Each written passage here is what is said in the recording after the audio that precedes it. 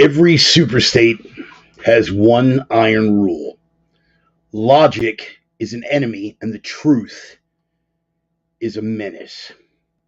Now, logic and truth seem to be fundamental components of the human psyche, especially at this point in our evolution, one would think.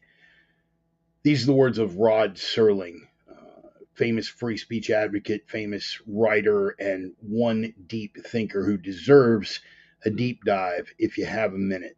Fascinating individual. More to the point, how do we shake people off of logic? How do we shake people off of reason? Even Ayn Rand elaborated on this, since reason is man's basic means of survival. That which is proper to the life of a rational being is the good. That which negates, opposes, or destroys it is the evil. Clearly self-evident, one would think. So how do we shake people off of that reason? How do we shake people off of that logic? How do we shake people off of truth and make them abandon their most basic biological imperative for self-preservation? Fear. Fear is a powerful motivator, and in the hands of a determined evil can be used as a tool to pry us off the reason and logic that is in fact necessary to our survival, not just as an individual, but as a species, as a society, as a civilization.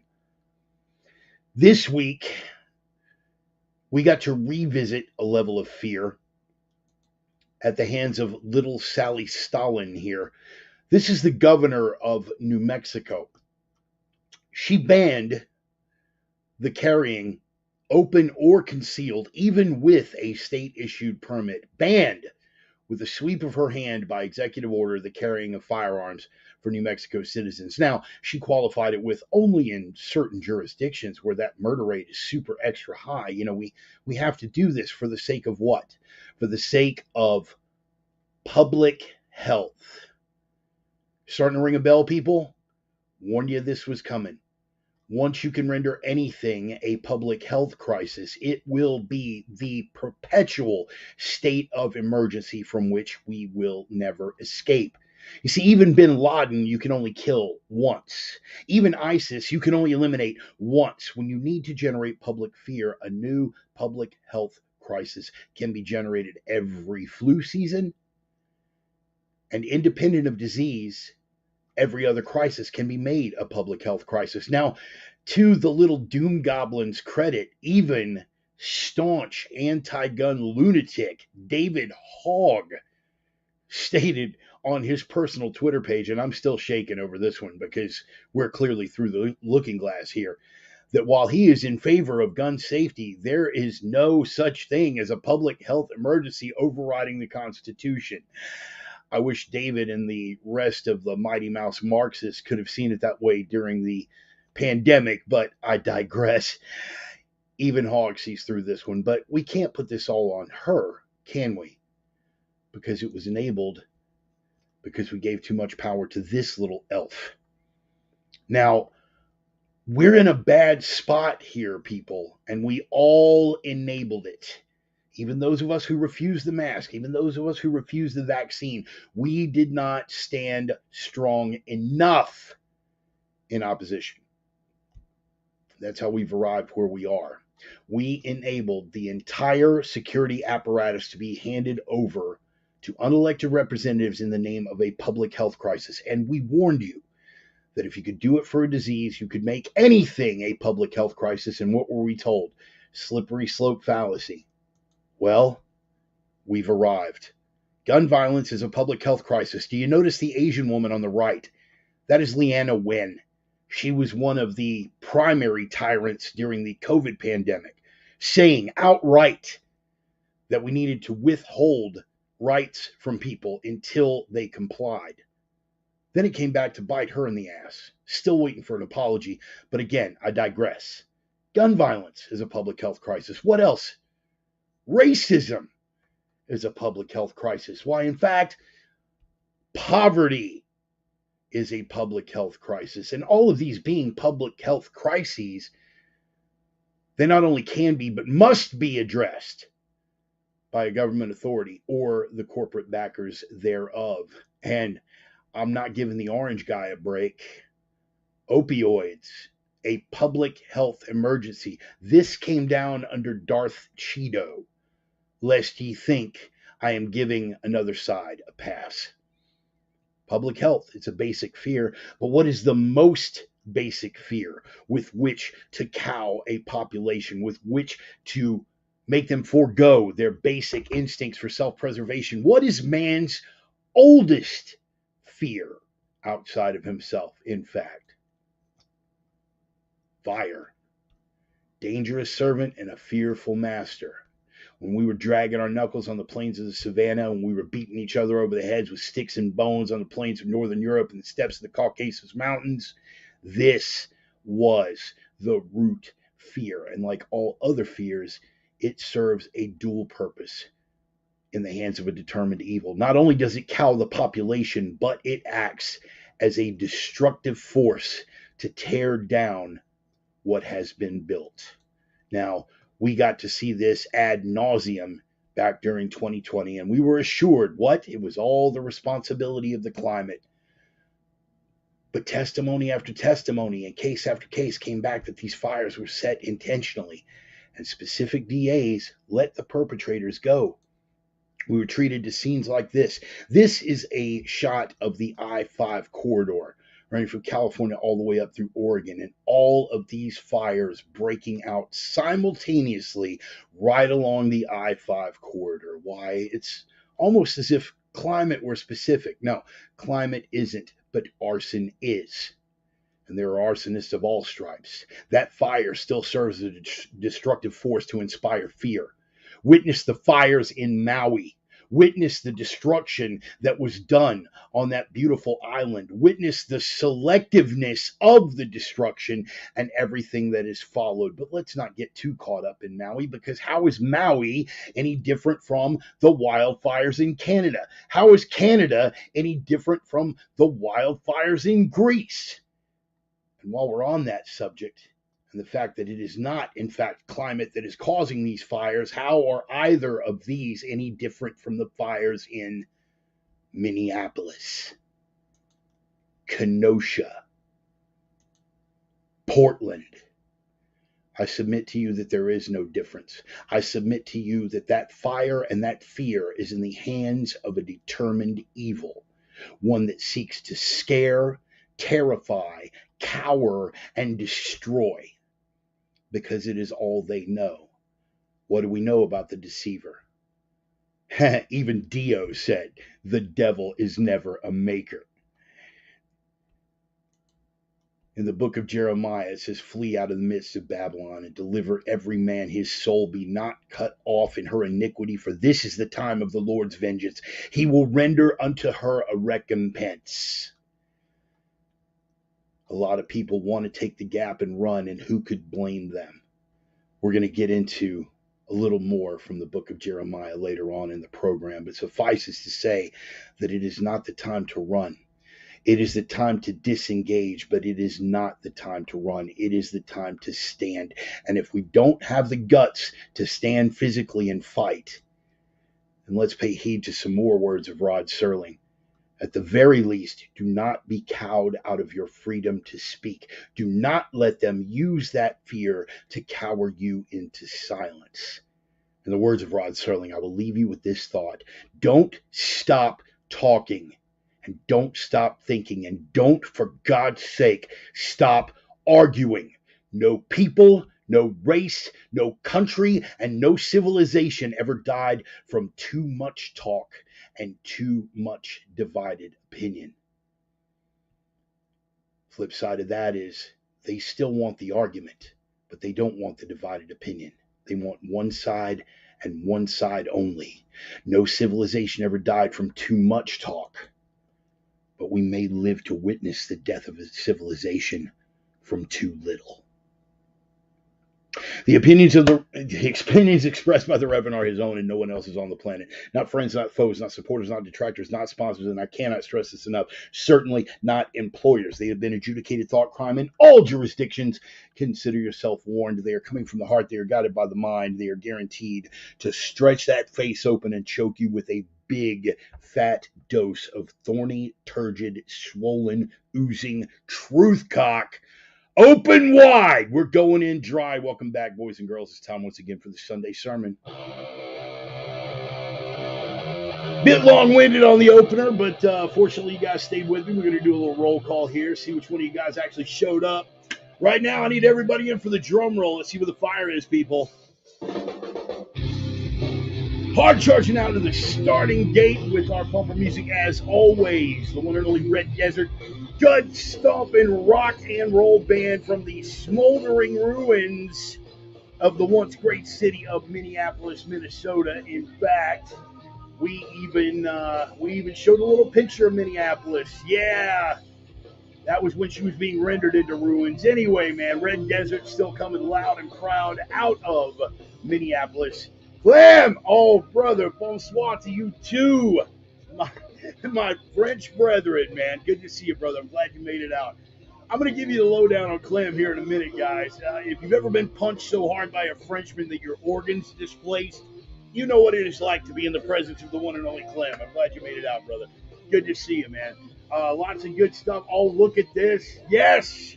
My brothers and sisters in Christ are in attendance. I am loving it. Mr. Wright, glad you made it. Brother Jude on board. Once again, guys, the name of the song is Older, No Wiser.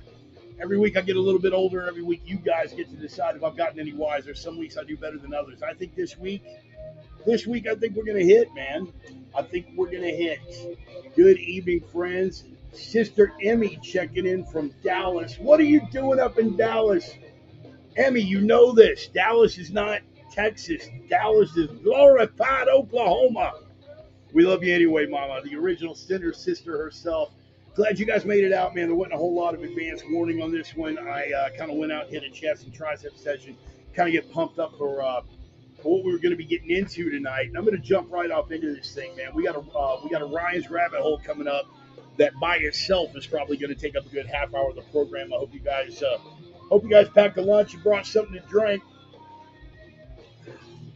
Got the battle bottle on board with my copious amounts of liquid enthusiasm, and we are ready to rock with it. Mom's birthday. Give Mom a hug. Please pass that along. I appreciate you, Mama. Glad you made it out. Glad you took the time to make it out. Clem, what do you have going on, man? You must have just been really, really bored and had nothing to do with an afternoon, man. I was kind of hoping you were going to be down here at the end of the month here in a couple of weeks because I'm going to be down at Fort Honey Badger training with the Mad Russian again. It's going to be outstanding experience for everybody involved. Brother Jude is going to be there. Once again, folks, if you guys have been living in a cave under a rock for a long time, you might not have heard of Brother Sonny Kuzikis and Fort Honey Badger and all the magic that he has been able to work in my life, making me harder to kill. You have a tremendous training asset there in the state of Texas, and if you are not making use of it, that's going to be on you, because the day is coming, my friend, sooner rather than later. What is that? Up in Bedford now. Right on, man. Didn't know that, Mr. Wright. Appreciate you again being here. You go ahead and fade the bumper music out and jump off into this stuff. We got a lot to cover here, folks. It's been a week, and I'm going to keep my word on this. I promised that we were going to get away from some of the affairs of the world and sort of take it in a more positive direction. That's been part of the evolution even before I had my epiphany and return to the faith. I was trying to take it in a more uplifting direction. But one of the ways that I'm having to cope with that situation is by pulling back a little bit. And you guys have probably noticed it on social media. I took a vow that I was going to step back from the 10 political posts a day because it was accomplishing nothing. The people who are here, they're going to be here for the sermons, and I'm going to be able to reach them. There is no point casting pearls before swine anymore. If you haven't figured it out by now, you're done. Simple as that. don't want to be that cut and dried about it. Well, what about God's grace and what about God's forgiveness? They can take that up with the boss man and his carpenter kit. I'm not the guy anymore. I can't be that guy anymore. I can't open your eyes for you. All I can do is pray that you have the wisdom to open them up on your own and see what is going on around you. And thankfully, I will say that, thankfully, we see that awakening happening across the board, not just on social media, but culturally. We are seeing it happen, man. We are seeing the strangest of bedfellows coming together and being able to call evil evil. Evil in and of itself has become a dirty word on a lot of fronts, and people are afraid to say it, but people are becoming more and more comfortable with saying it now because we are in the midst of something that cannot be described any other way accurately. And at some point, you have to be able to call it what it is. Screw politeness, screw any of that stuff. You have to be able to call it what it is. Ah, look at this. Joey, the Sultan of Sarcasm, has showed up. Good evening, Mr. and Mrs. America, and all the ships at sea. What do you got? Just stop by to hear the gospel and reminding you to breathe. Oh, Brother Clem, man. This is the thing. You guys know I have a rotating cast of characters in my head, many different voices. There's Vladimir, who is a motionless Russian. There is a very rigid German named Hans. Sorry about the hand twitch. Just a different cast of characters that revolves around in my head. Clem has actually become one of those voices in my head.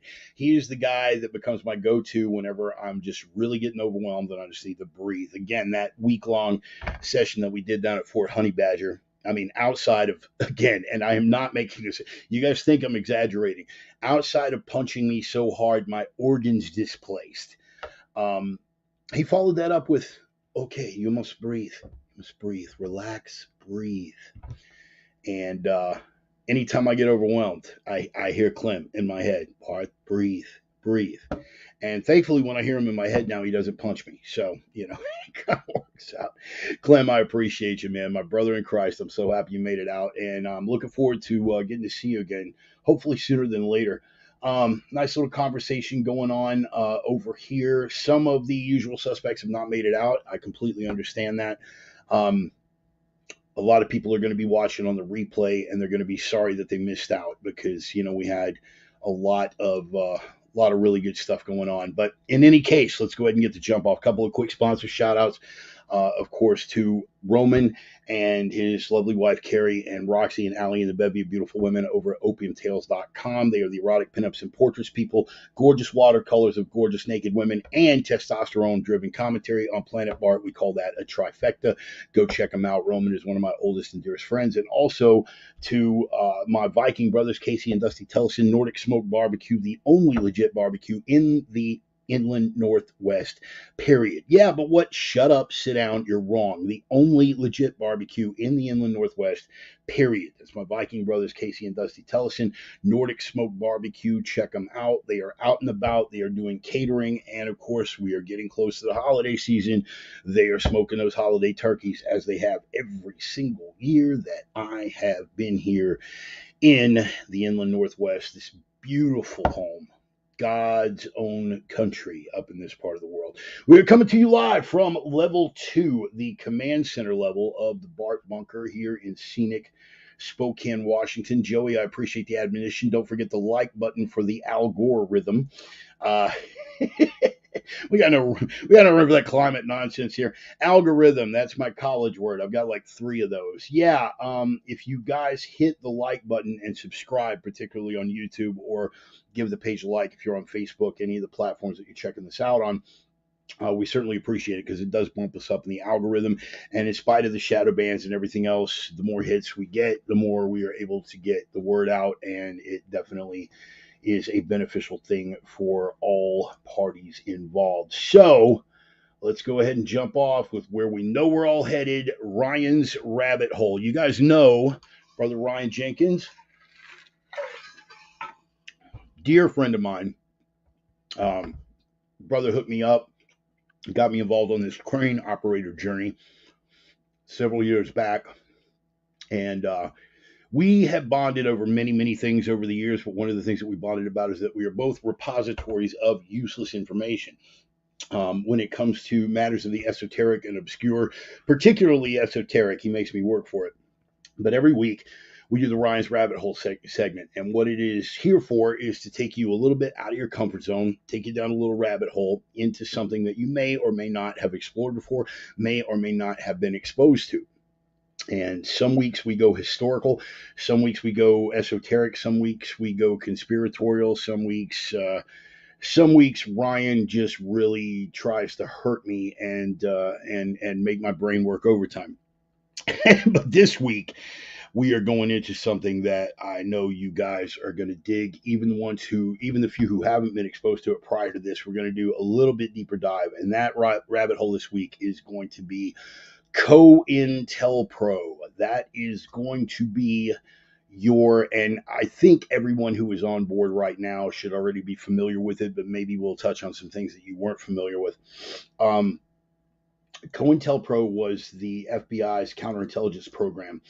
It was used against left-wing extremists back in the day, really anti-government extremists on both sides of the spectrum, but it was primarily aimed at the extreme left, because when you think about who held the power at the time, and of course the left despised the FBI, as well they should have during that time, because under J. Edgar Hoover's reign there was a lot of really, really hinky shit going on.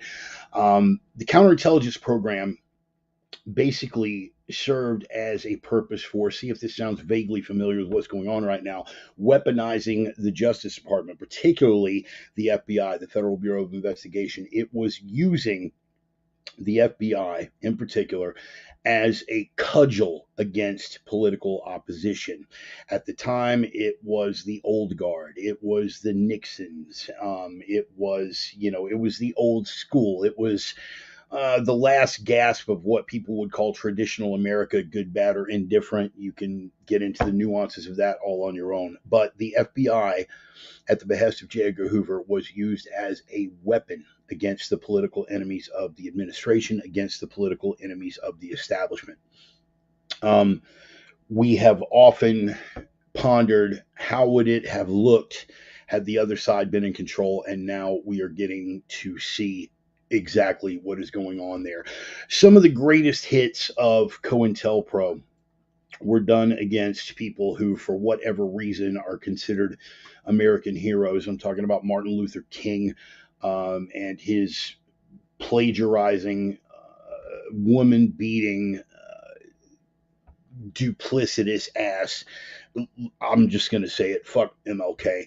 And let me qualify that by saying that had people gravitated more to Brother Malcolm in the beginning, MLK would have not only been superfluous, he would have been unnecessary. Even George Lincoln Rockwell, who was the leader of the American Nazi Party at the time, felt that Malcolm X was the proper and should have been the respected and accepted leader of Black America at the time. Martin Luther King was a tool. He was a tool of the establishment, in so much as he was serving particular economic and ethnic interests. Do with that what you will. But he was a threat to the establishment in the sense that he was upsetting their power base. He was a threat to the establishment in as much as other threats to the establishment were using him as a figurehead, which is why he had to be clipped. As far as Malcolm, that's something we can go down that rabbit hole another time. In any case, the counterintelligence program sent letters to King. Look, we know you're banging hookers. Look, we know you're cheating on your old lady. We know you beat these women. We know you do that. The only thing that you can do to save yourself right now is to kill yourself. These are the kind of letters that would show up to Dr. King. They pitted elements of the Black Power movement, particularly inside the Black Panther Party, Huey P. Newton, H. Rap Brown. They pitted people against each other. Bobby Seale. They had a tactic known as hanging snitch jackets on people, where basically they would leave or plant evidence that a member of the movement was an informant and wait for the movement to handle it themselves. And often that was a very, very functional tactic, but it doesn't even begin to get into some of the dirtiest tricks that were pulled under J. Edgar Hoover's FBI in the COINTELPRO the counterintelligence program. That is your search term, COINTELPRO, COINTELPRO, COINTELPRO, the counterintelligence program. Now, again, you guys that are here early, most of you guys are already familiar with this stuff. So how does it apply now? Well, I'm going to tell you how it applies now. We are seeing the polar opposite end of that. And you have heard me say 1,000,001 times before, never, when your particular team, as much as I hate just the idea of teams, period, when your team is in control, never open a door that you don't fully expect to be swung back on you at some point in the future when the other team is in control. Now, I'm sure that the establishment knew that it could happen, but that's the beauty of the establishment. If the establishment is a uniparty, as many people have asserted, and it is not unreasonable to believe, if the establishment is a uniparty, it is always going to protect its own interests from any outside threats. Right now, the system, and I hate using those buzzwords because that's for the dab rig and bong hitter crowd, them, bro. The establishment is going to protect its own. Power protects power, money protects money. That is a historical maxim, no conspiracy required. They have overlapping interests, they always have. Now, what is an existential threat to the system as it has evolved are people who are constitutionalists, are people who are critical thinkers, are people who meant what they said when they said, I am opposed to authoritarianism. They meant that across the board, not I am opposed to authoritarianism so long as it's authoritarianism at the hands of a Republican. And unfortunately, most of the people that spent 8 years raging next to me against the wretched excesses of the Bush junta, administration, most of the liberals that stood side by side with me for those 8 years, the minute Obama, the mulatto messiah, took power, they shut right up, even as he went on to expand those powers exponentially. They shut right up because their team was in charge. We are witnessing the same thing now. We had an aberration of 4 years. And I'm going to say this, and I don't care what kind of heat I take from it.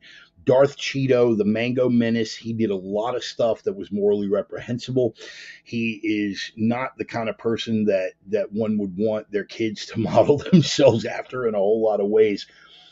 But I saw fewer extra constitutional overreaches come out of that administration than I have seen in my entire adult life. Let me say that again. Since even Reagan, may he rest in peace, massive executive overreaches. Bush the elder, massive executive overreaches. Clinton, massive overreaches. Bush the younger, I don't even need to get into it, whether we are dealing with, with his first Department of Justice and John Ashcroft, or whether we get into Alberto Gonzales during his second term, massive extra constitutional overreaches. Trump, on a sliding scale of going outside the bounds of the Constitution, pretty small potatoes. Sorry, but it's a fact. You can argue from emotion all day long. But show me the actions. And in fact, when he proposed putting our troops on the border, on the southern border, that would have been the first constitutional use of the armed forces in my entire life. Ponder that for a minute. In any case, when I said I was against authoritarianism, I meant that across the board. When Trump overreached, I called him on it. And when this cadaver overreaches, I'm calling them on it. This connects to COINTELPRO. This connects to the rabbit hole thusly. We are seeing those overreaches, the weaponization of the Justice Department, and particularly the FBI, on a level that we have not seen quite literally since the days of COINTELPRO in the 60s and 70s. I say that without a shred of hyperbole. They are using the FBI as a cudgel against political opposition, and this time that political opposition happens to be coming from the right. They have used corporate actors to infiltrate anti-government organizations. They have used private companies as their own private censorship wing, and they have been exposed in doing so. Even J. Edgar Hoover would not have been that bold. In the darkest days of COINTELPRO, never would J. Edgar Hoover have the nuts. You see what I did there because he's a cross-dresser. He never would have had the nuts to go to Walter Cronkite's bosses and be like, hey, man, we need to do this hit piece on Martin Luther King. Primarily because the media then, as now, was completely controlled by leftists and communists. But he just wouldn't have had the stones to even attempt such a thing. Now that it has come full circle, that same propaganda mechanism is working on behalf of the current regime in power, and they plan on holding on to it by any means necessary. If you think that you're beyond it, the Department of Justice just launched an investigation against Elon Musk, the world's richest man. They launched an investigation based on him not hiring illegal immigrants at SpaceX. Here's the kicker. Government's own regulation, NASA is not allowed to hire illegal immigrants. But because Musk was holding to the same standard as is required of the government organization, they are launching a lawsuit against him for discrimination. This has screw all to do with discrimination or policy or anything of the sort. This is Musk is talking smack about us. We're going to slap him down. We don't care that he's the richest man in the world. We're going to take him down. And meanwhile, the leftists, woohoo, cheer, yay, taking down corporate power. Whereas if the other side would have done it, they can, they would, and they did oppose it violently. Look no further, again, than COINTELPRO. Up until this regime, you could not have found a leftist that had anything kind to say about the Federal Bureau of Investigation, except when they were burning down churches in Waco, Texas, except when they were murdering families in North Idaho. At that point, ooh, woohoo, FBI, take them down, justice, justice, justice. Outside of that, they never had a bad word to say it. It was at least weekly. We got to hear about the stuff that they did as far back as COINTELPRO. We can't trust the FBI. They infiltrated this. They caused the murders of that. But now they're in control. So you should do a deep dive on COINTELPRO, particularly if you are of a conservative bent, because every dirty trick and then some that was done under the auspices of the counterintelligence program within the confines of the FBI is currently being revisited on the political opposition. It's just now that it's come full circle.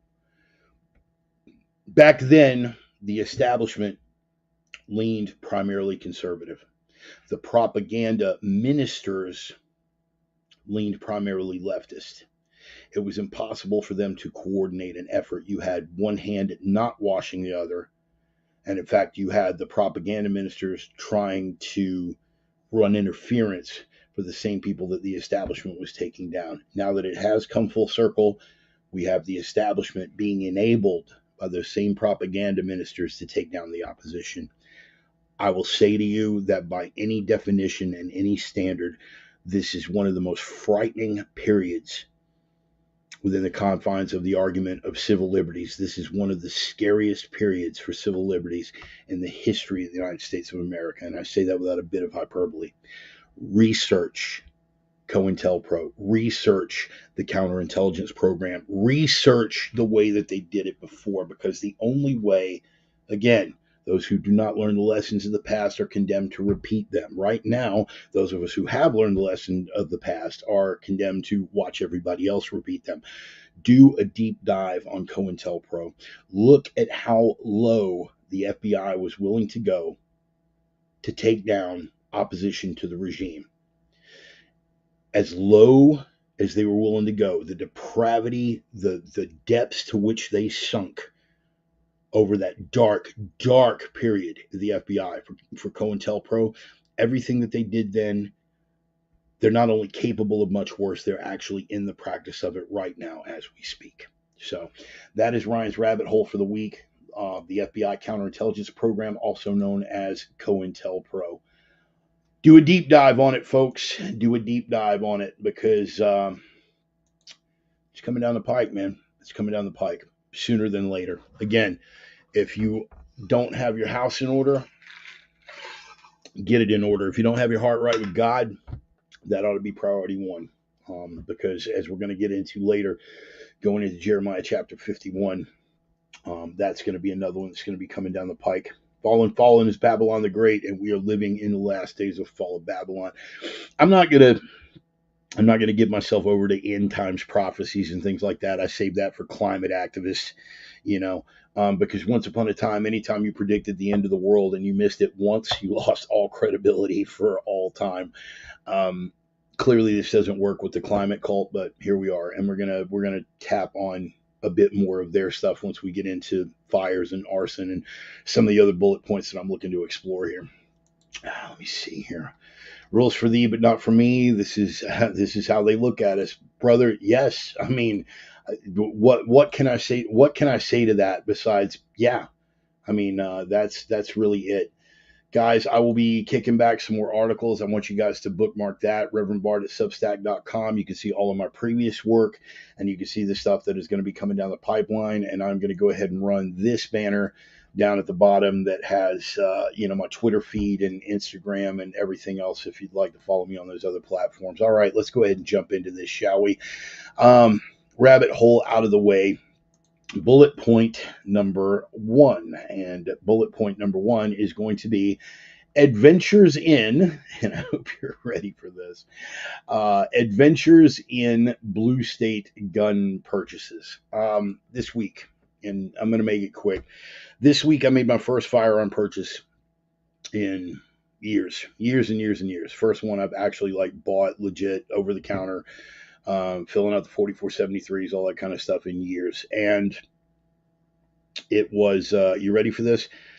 It was a 22, a Ruger 1022. I will let you guys look that up on your own. Yes, it's a big, scary semi-automatic it's a full semi-automatic, whatever. Ignorance abounds.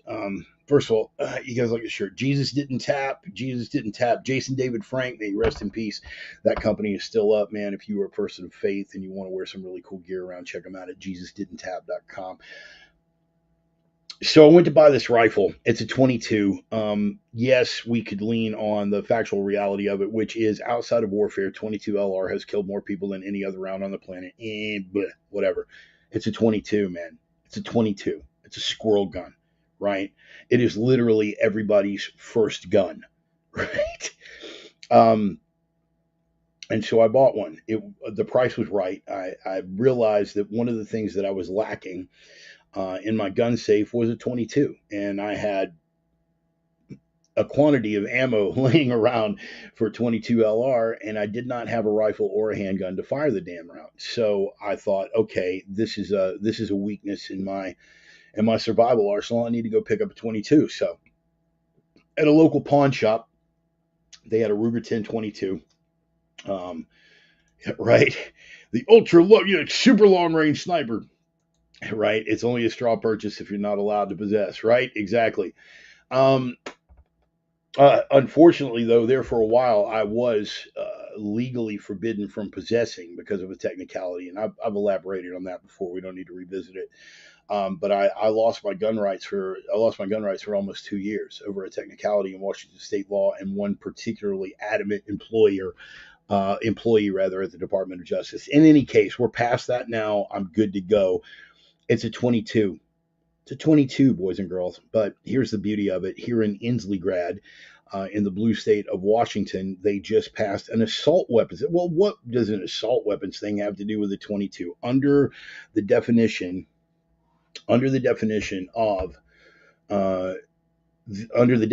dictated by the Washington state assault weapons ban, it is still considered an assault weapon by default.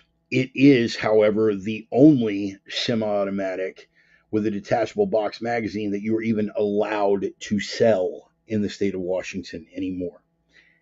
Yeah.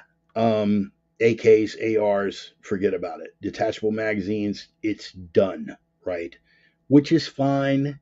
Okay, for those of us who planned ahead, go to hell. I don't care. Um, of course, the devil is going to be in the details with regard to enforcement. I digress. I bought this rifle, a 22, a 22 with a box about this big that goes in the bottom that holds 10 shots. Tick, tick, tick, tick, tick.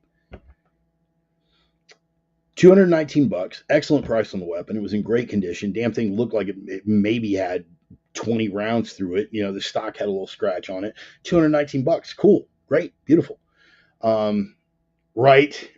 Understand 15 isn't actually.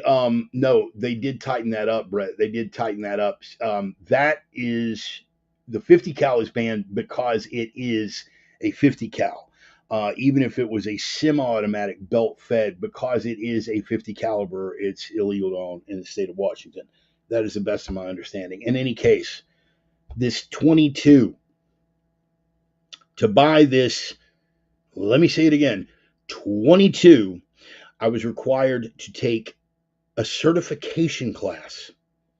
Yeah, I have to take a certification class to reassure Inslee and the state of Washington, even though I walk around with a semi-automatic 9mm handgun that I am licensed to carry by the same state of Washington.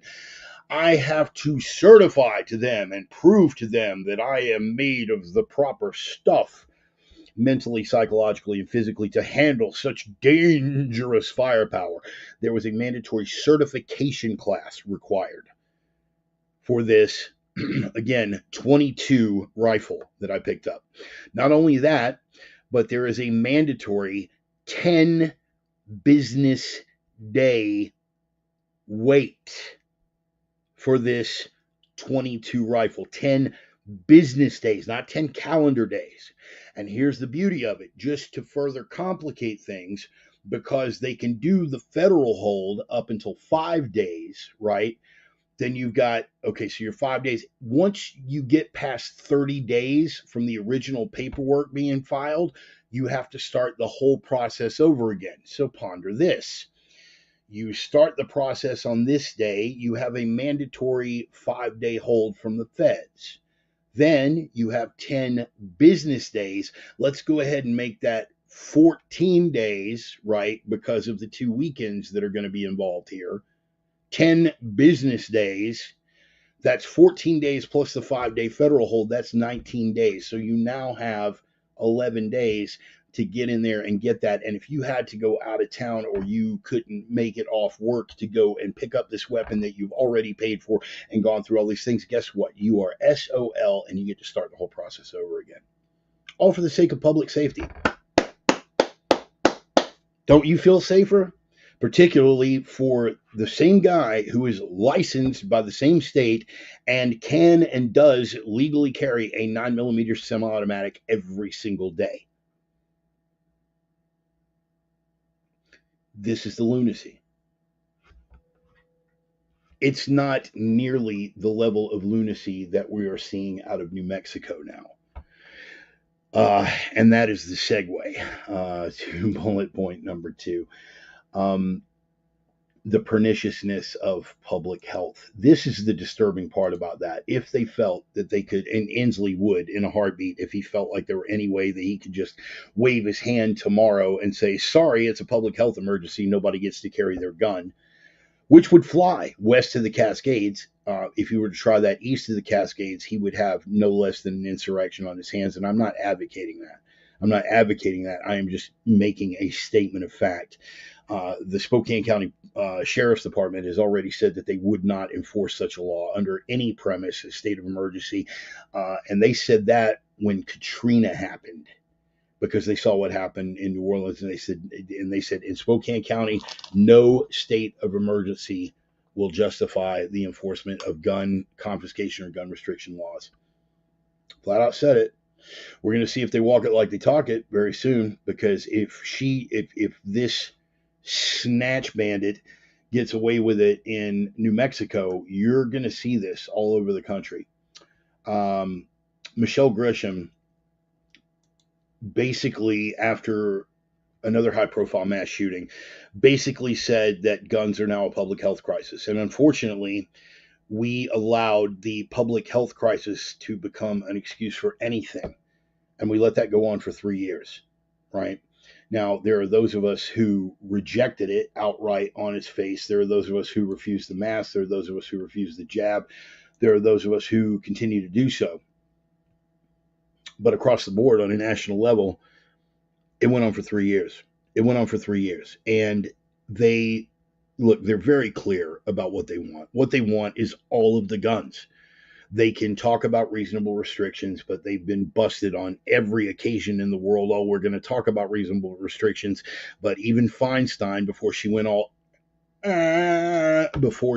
decrepit, flat out, if I had the votes in Congress to say Mr. and Mrs. America, turn them all in, I would have done it. I just didn't have the votes. Schumer said something very, very similar. Yes, they want the guns.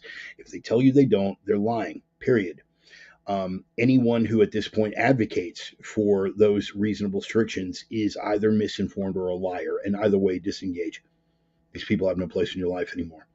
They are either too stupid or too fearful or too untrustworthy to be entrusted with that kind of proximity to you in your life. Get them gone. Get them gone. Get them gone. Oh, you think I'm exaggerating? I cut my birth mother loose. Do you understand that? I didn't know that woman for 51 years of my life. She came in, started throwing judgments around, showed who she truly was, and I unceremoniously and summarily cut her the hell loose. You think I'm not serious? You think you're going to be the exception? Try me. My circle gets smaller by the day. So should yours. Again, this isn't chest thumping. This isn't fear mongering. This isn't anything. These are statements of facts. Okay. Right. Yeah, Joey, we actually went into that. We actually went into that in the opener. Let me see if I can find it. Yeah. Because I did. I pulled it up. Yeah, right there. David Hogg. Yep. David Hogg came out against her action. David Hogg, that little doom goblin.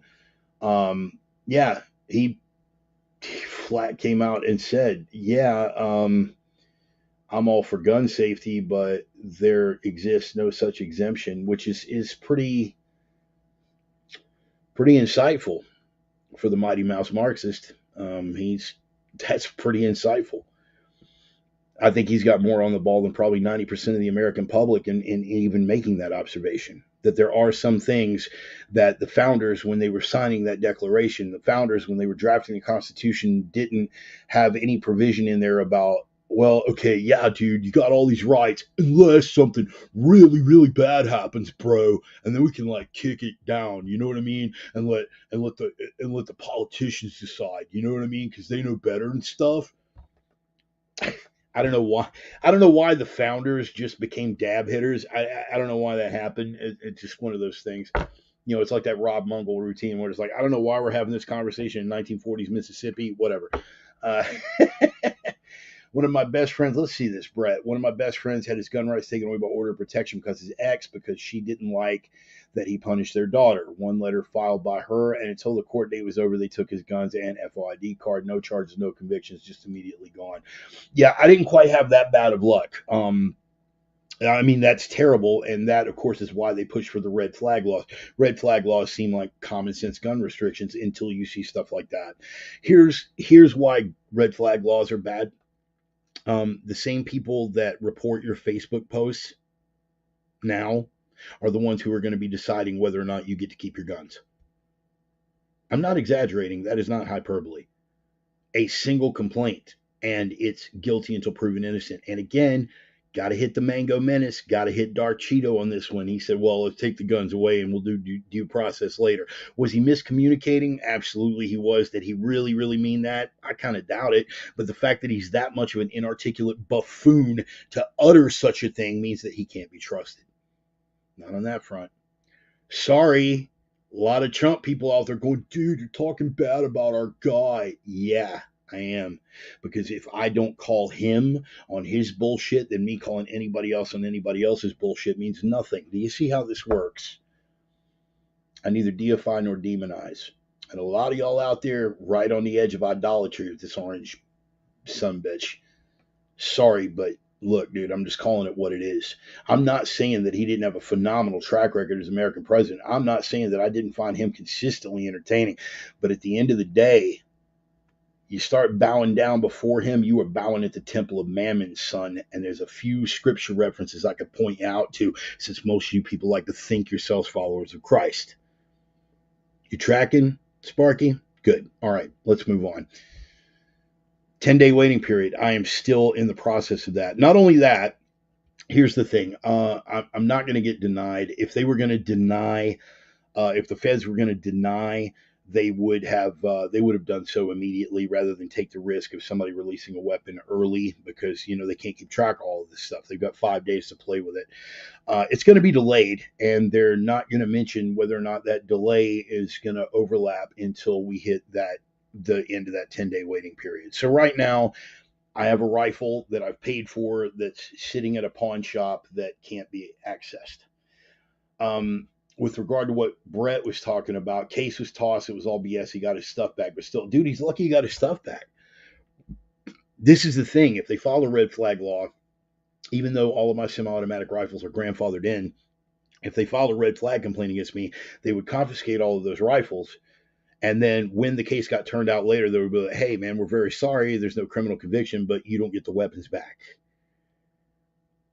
We're in a dangerous time, boys and girls. I lost my gun rights. This is how I lost my gun rights. So I was going through, and you guys, some of my real life friends will remember this. I was going through a very nasty divorce, and I had guns going in and out of the pawn shop consistently. And here's the thing. They had been going in and out of the pawn shop since I arrived in Washington State in 2013. And then sometime around 2015, 2016, in the middle of this divorce, I went to pull some of the guns out of the pawn shop, finally got out ahead of it, and I was going to pull all my guns out of the pawn shop, and I was used to getting delayed. You always get delayed. Always, always. All right. If you don't get delayed, you're probably a cop. All right. You always get delayed. I was used to that. I got denied. That had never happened before. There was a technicality under Washington state law that any violent misdemeanor, not domestic, okay, that's federal. I have no domestics. I have no DB convictions ever. Don't get it twisted, right? But I did have a misdemeanor assault conviction from 1996 in the state of Texas for beating a guy's ass. And because of that finally popped up on the Washington state radar, and they said, you can't get your guns out. You're forbidden under a technicality in Washington law. All right, cool, fine. It sucks, but let's go through the process. I wound up shelling out, like $2,000 for a lawyer, got that ironed out. The state of Washington was, hey, cool, you're back to it. Unfortunately, a real go-getter of a DOJ employee basically decided that as a civilian, I should never be allowed to have weapons. If they took that right away, they took it away for a reason. And he made it his mission to deny me getting my rights back under federal law. So I had to go through that process and appeals and appeals and appeals. And finally, they sent me a letter. They sent me a letter saying, you're clear. Go get your guns. I went to go get my guns. I was denied again. Inside of 2 hours, I got 2 phone calls. The first one was from the Spokane County Sheriff's Department. He said, why are you, a known prohibited person, trying to pull a gun out on sale that is for sale? Why are you trying to pull guns out when you know you're a prohibited person? I sent him, while on the phone, emailed him a copy of the letter, right? I was like, this is what they gave to me. They told me to go get them. And he said, all right, well, don't do that again, right? Don't do that again. You, as far as we're concerned, you're forbidden. So I'm lucky I didn't have cops at my doorstep. About 15 minutes after that, I get a call from the Bureau of Alcohol, Tobacco, and Firearms. Hi, this is Agent from the Bureau of Alcohol, Tobacco, and Firearms. Oh, bet I can guess what this is about. Really, what do you think it's about? And I told him. I said, known prohibited person trying to buy a weapon. And while I had him on the line, I sent him an email. And he told me verbatim, normally we'd be kicking your door in right about now. And I said, yeah, I know. Do you understand that what this DOJ employee did to me was the equivalent of swatting? He told me to go get my weapons, knowing full well that he was going to deny me. And do you know what he denied me on the basis of? Fugitive from justice. Fugitive from justice. Oh my goodness, whatever could I have done? 2 traffic warrants. 2 traffic warrants in the state of Texas, both of which were over 10 years old. He knew about the presence of those warrants before he sent me that letter. He had to have. He had to have known about those 2 warrants because they did a full background check in order to send me that letter. He knew. He sent me that letter and literally less than 24 hours later filed that I was a prohibited person. Your tax dollars at work, people, all in the name of public safety. So when people joke around about this shit, it's not funny to me anymore. I'm sure to Brett's friend, it's also not funny. These are rights. They can be stripped away from you just like that. And little Sally Stalin, the New Mexico governor, Michelle Grisham, she basically, with the stroke of a pen, said, it's emergency order. You can't carry a gun. The fact that she would even say such a thing publicly, let alone the fact that people are cheering it on as bold leadership, lets you know exactly how far we've come. Lets you know exactly how fragile it is. And the people of New Mexico, God bless them. God bless them. She needs to be recalled. She needs to be impeached straight away. She needs to be recalled and she needs to be unceremoniously out on her ass. Whether the people of New Mexico have the political stroke to do such a thing, we shall see.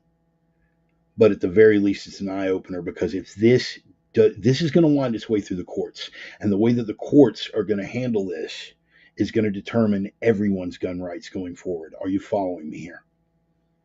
Because if she can get away with it there, the stroke of a pen, in terms of a public health emergency, there is nothing stopping Gretchen Whitmer, Gavin Newsom, Jay Inslee, or any of the other wannabe tyrants that already showed exactly who they were during the COVID epidemic from declaring this a public health crisis and taking people's gun rights away. Do you understand that there are safety mechanisms put in place for a reason by the founders? You couldn't just take people's rights. You couldn't just take people's property without due process. We are way past that now. Do you understand that the founders would be stacking bodies right now? And again, I can't stress this enough. I am throwing that out as a statement of fact. You Boogaloo boys in your Hawaiian shirts, I don't break bread with y'all. Y'all are idiots. Let me just say that. And I know I'm going to catch grief from people on the conservative side, but the Boogaloo guys eat a fat sack of uncircumcised baby dicks. I have nothing in common with y'all. Nothing. Zero zip nada. You guys are wannabe anarchists in bad Hawaiian shirts, and I'm going to tell you something. There ain't 6 of you together that can scrap your way out of a wet burlap sack. Do you understand me? If you say that I'm wrong, show up, knock on the door, man. We can go out in the garage and glove up. I'm yet to see one of you Boogaloo sons of bitches that could scrap a lick. You look really good with your $2,000 AR and your $1,000 optic and your 50 cents worth of shooting skills. But you are making it difficult for people who, and I would never take away your right to speak. I love the fact that you are allowed to get out there and say that stupid, irresponsible bullshit that you are constantly parroting. I love that we live in a society that is free enough to let your dumb ass do that. I would never tolerate a government making an effort to shut you down on the basis of freedom of speech. Ever. I thank God that your idiocy is on public display right next to your Hawaiian shirts. You're morons, and I got no respect for any of you. You're morons, cowards, and pussies. You talk a good ball game, you can't scrap a lick. And I'm going to tell you something. Just like I said last week, there are only 2 kinds of people that are praying for that kind of violent confrontation. There are only 2 kinds of people that are, hey, yeah, man, I can't wait till the day comes. 2 kinds of people. People who have never been exposed to the real consequences of violence up close and personal, what it looks like, what it smells like, what it tastes like, the emotions, the fear, the adrenaline, any of that, you're either one of those kind of people that's never been around violence, or you are dangerously psychotic. And either way, you and I have nothing in common. Do you understand that? Let me make that abundantly clear.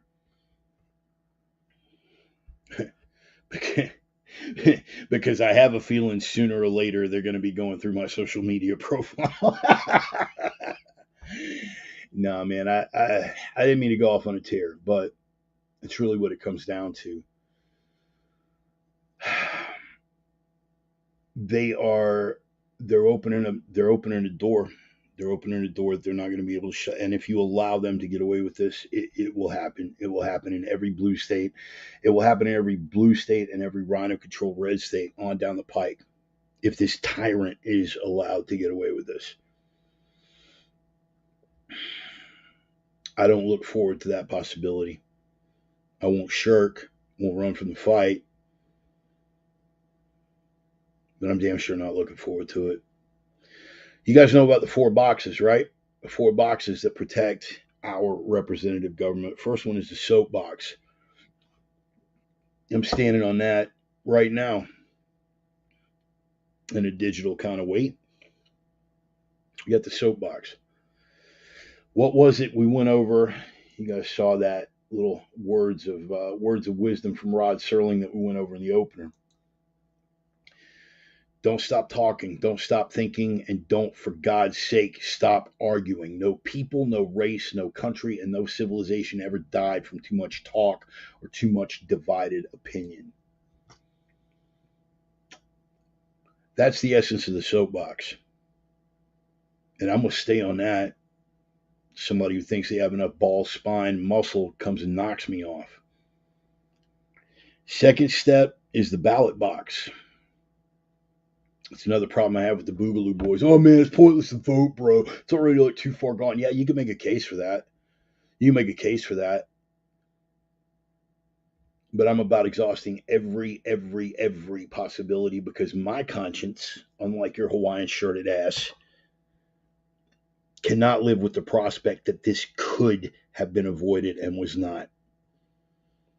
So I'm going to exhaust that soapbox, and then I'm going to exhaust that ballot box.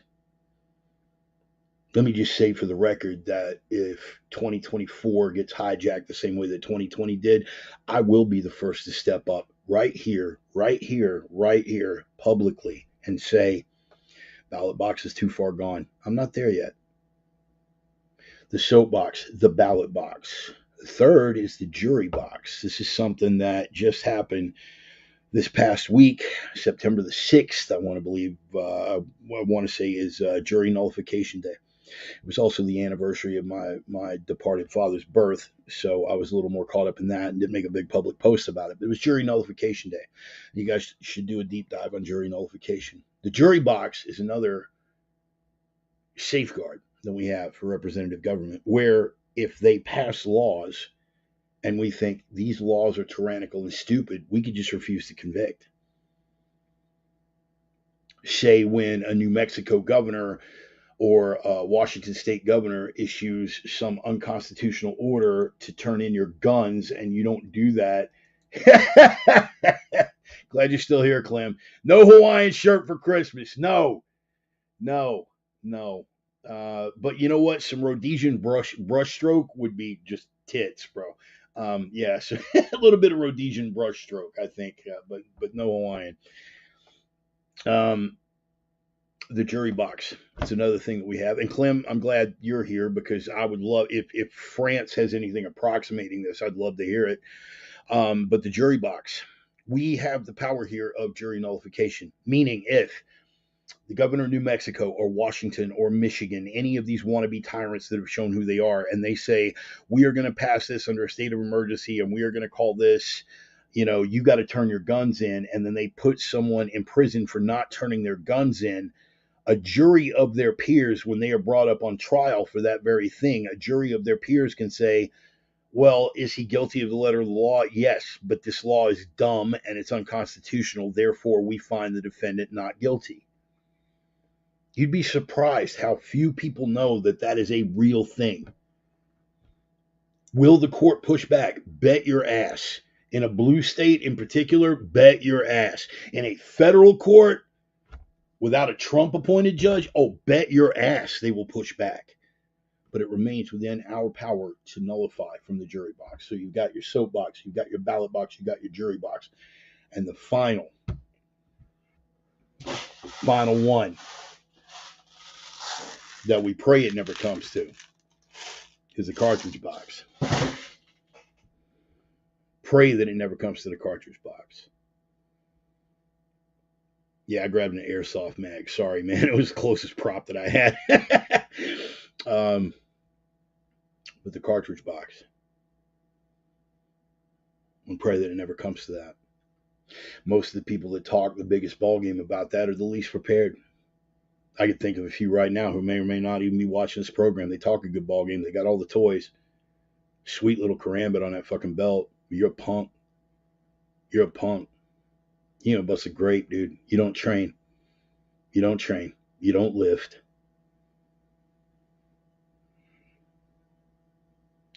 Back to the 4 boxes, man. This is where we're at. So it's about what it's coming down to. I just wanted to carry that through. I wanted to carry that through and segue from one to the other because what is that? Battery operated, fully auto BB gun. It's a freaking hoot. Yeah, Crossman actually puts out some of those in there. I mean, beyond being a fun little toy, I would imagine there are probably some pretty rigorous training applications for that as well as there is with airsoft. In fact, since we're here and I've got it close, you guys may or may not have seen this little article that I picked up. This is, believe it or not, because of the big red thing on the end. But outside of that, it is indistinguishable from the real deal, up to and including that East German style folding stock. But it's got the same weight, it's got the same heft, it's just got that little red barrel on the end. And I will say this, it has saved me more money than I can even quantify when it comes down to training. You know, because I train. You know, unlike the guys that sit around and hit dabs and talk about what they're going to do the day that they finally get to put their Hawaiian shirts on. So, need to train, people. Need to train. But I wanted to segue one or the other. Adventures in Blue State purchases now. What I am dealing with that 10-day waiting period over a 22 rifle is under best case scenario. Do you understand that? Best case. Currently, all emergency powers from COVID have been suspended for Mr. Inslee, as much as he tried to get them renewed. And they are still able, through a legitimate, and I have to say, it passed by legitimate means, assuming the election wasn't stolen. That's a whole different argument.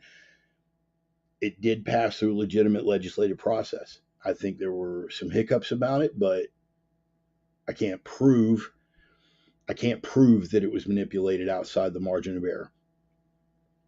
This bill was passed through a legitimate legislative effort. And under best case scenario, not a usurpation executive power under emergency provisions, I am having to wait the equivalent of 2 to 3 weeks to be able to pick up a squirrel gun. Imagine if they get wind of this in New Mexico and this isn't immediately smacked down by the courts. Imagine what the Gretchen Whitmers and the Jay Insleys and the Gavin Newsoms of the world are going to do. They will find any provision. That is, and this was one of my other bullet points, the perniciousness of public health. Who could be against public health? We are looking out for the public health. Who could possibly be against such a thing? In the preface to the book, and this is a bad book to be pulling up as an example, I realize that, but in the preface to the Anarchist Cookbook, right, if you guys got the first edition, it still has prefatory note on anarchism today. One of the things that it says, and I think that probably, that prefatory note, the political speech at the beginning of that book is probably the most useful part of it, if I'm honest. I'm more of a Kurt Saxon, poor man's James Bond kind of guy, but whatever. One of the things it says in there is that rhetoric makes no allowance for a ballooning pronoun,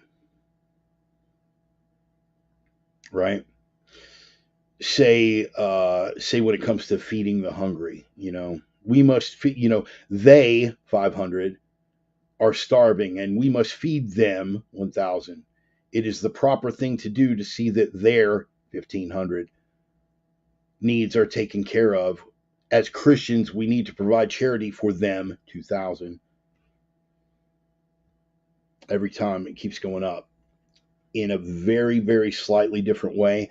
We're looking at the same thing when it comes to public health. Public health, public health is an important item. One, because it's a pandemic. We have to look out for public health, and now it's a pandemic and a gun violence thing. Public health must be, now this isn't a ballooning pronoun, but it's an expanding definition. You guys tracking on that?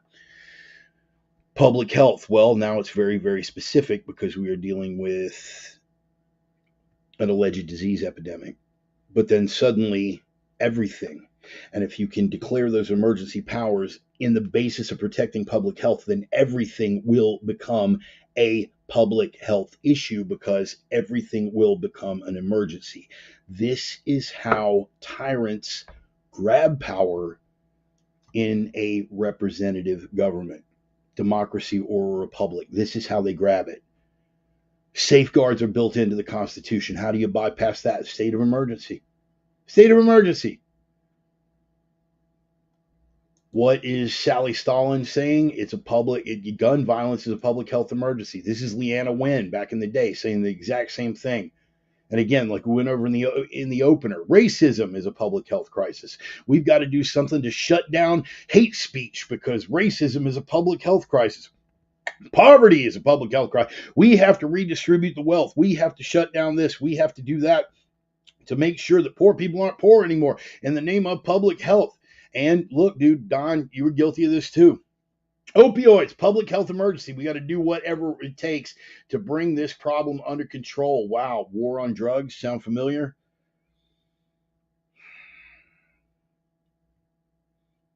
I have my own separate issues about militarizing the southern border and going after drug cartels. That is an argument that I'm willing to have. On a criminal level, that's an argument that I'm willing to have on a civil liberties level when it comes to American citizens. That's a discussion that we can and should have. But making a crisis out of everything and being able to extend these quote unquote emergency powers, right, on the basis of public health, making everything a public health issue, this is a dangerous precedent to get into. And there is no end to it.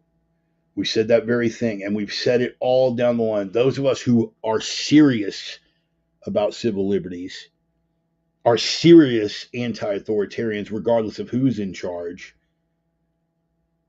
I got in trouble, but I was a Reagan kid. I was a Reagan kid in high school, and my Reagan-loving friends took issue with me taking issue with the war on drugs thing, right? Warrantless searches and all the other things. Well, dude, if you're not doing anything wrong, you got nothing to hide. I'm like, dude, no, you don't understand. This is a civil liberties principle, right?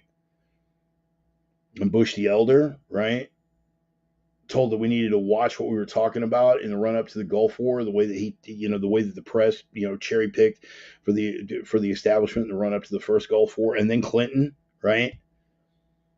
How they loved Clinton. But all the overreach is there, and then come Bush the Younger, September 11th, which we are right on the verge of the anniversary of. Police state did it under Attorney General John Ashcroft, and then renewed and expanded it under Attorney General Alberto Gonzales. None of these names probably mean a lot to a lot of you people because you didn't live through it, and it wasn't as terrifying for you as it was for me for those 8 years. But I raged against it. So did my liberal friends until the mulatto messiah took office. And then promptly they shut right up again while he took the FISA courts and expanded them, while he took the Patriot Act and expanded it, while he gave us SOPA, right? And the Defense Authorization Act. You understand? There's no end to it. It's the same thing with the public health crisis. You say that I'm being alarmist. You can say slippery slope. I say to you, what are you doing here? What are you doing here? If you really believe that in your heart of hearts, turn this off. We have nothing further to discuss. If you are my friend or think yourself my friend and these are your opinions, cut off contact. We have nothing further to discuss. You can't see the writing on the wall now. Everything that is going to be done in the name of public health, they're ramping it up again. They're already talking about masks. After the masks come the mandates. After the mandates come the lockdowns. After the lockdowns come the mandatory mail-in ballots because they will not be able to pull it off twice in a row. What do you mean pull it off? You know exactly what the hell I mean.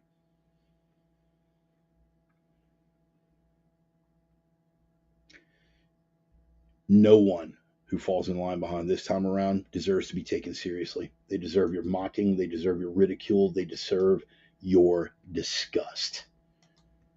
Brother Sonny. Yeah, I'm feeling pretty savage today, man. It could be the Trenbolone talking, but yeah, I'm feeling pretty savage. Clem's here.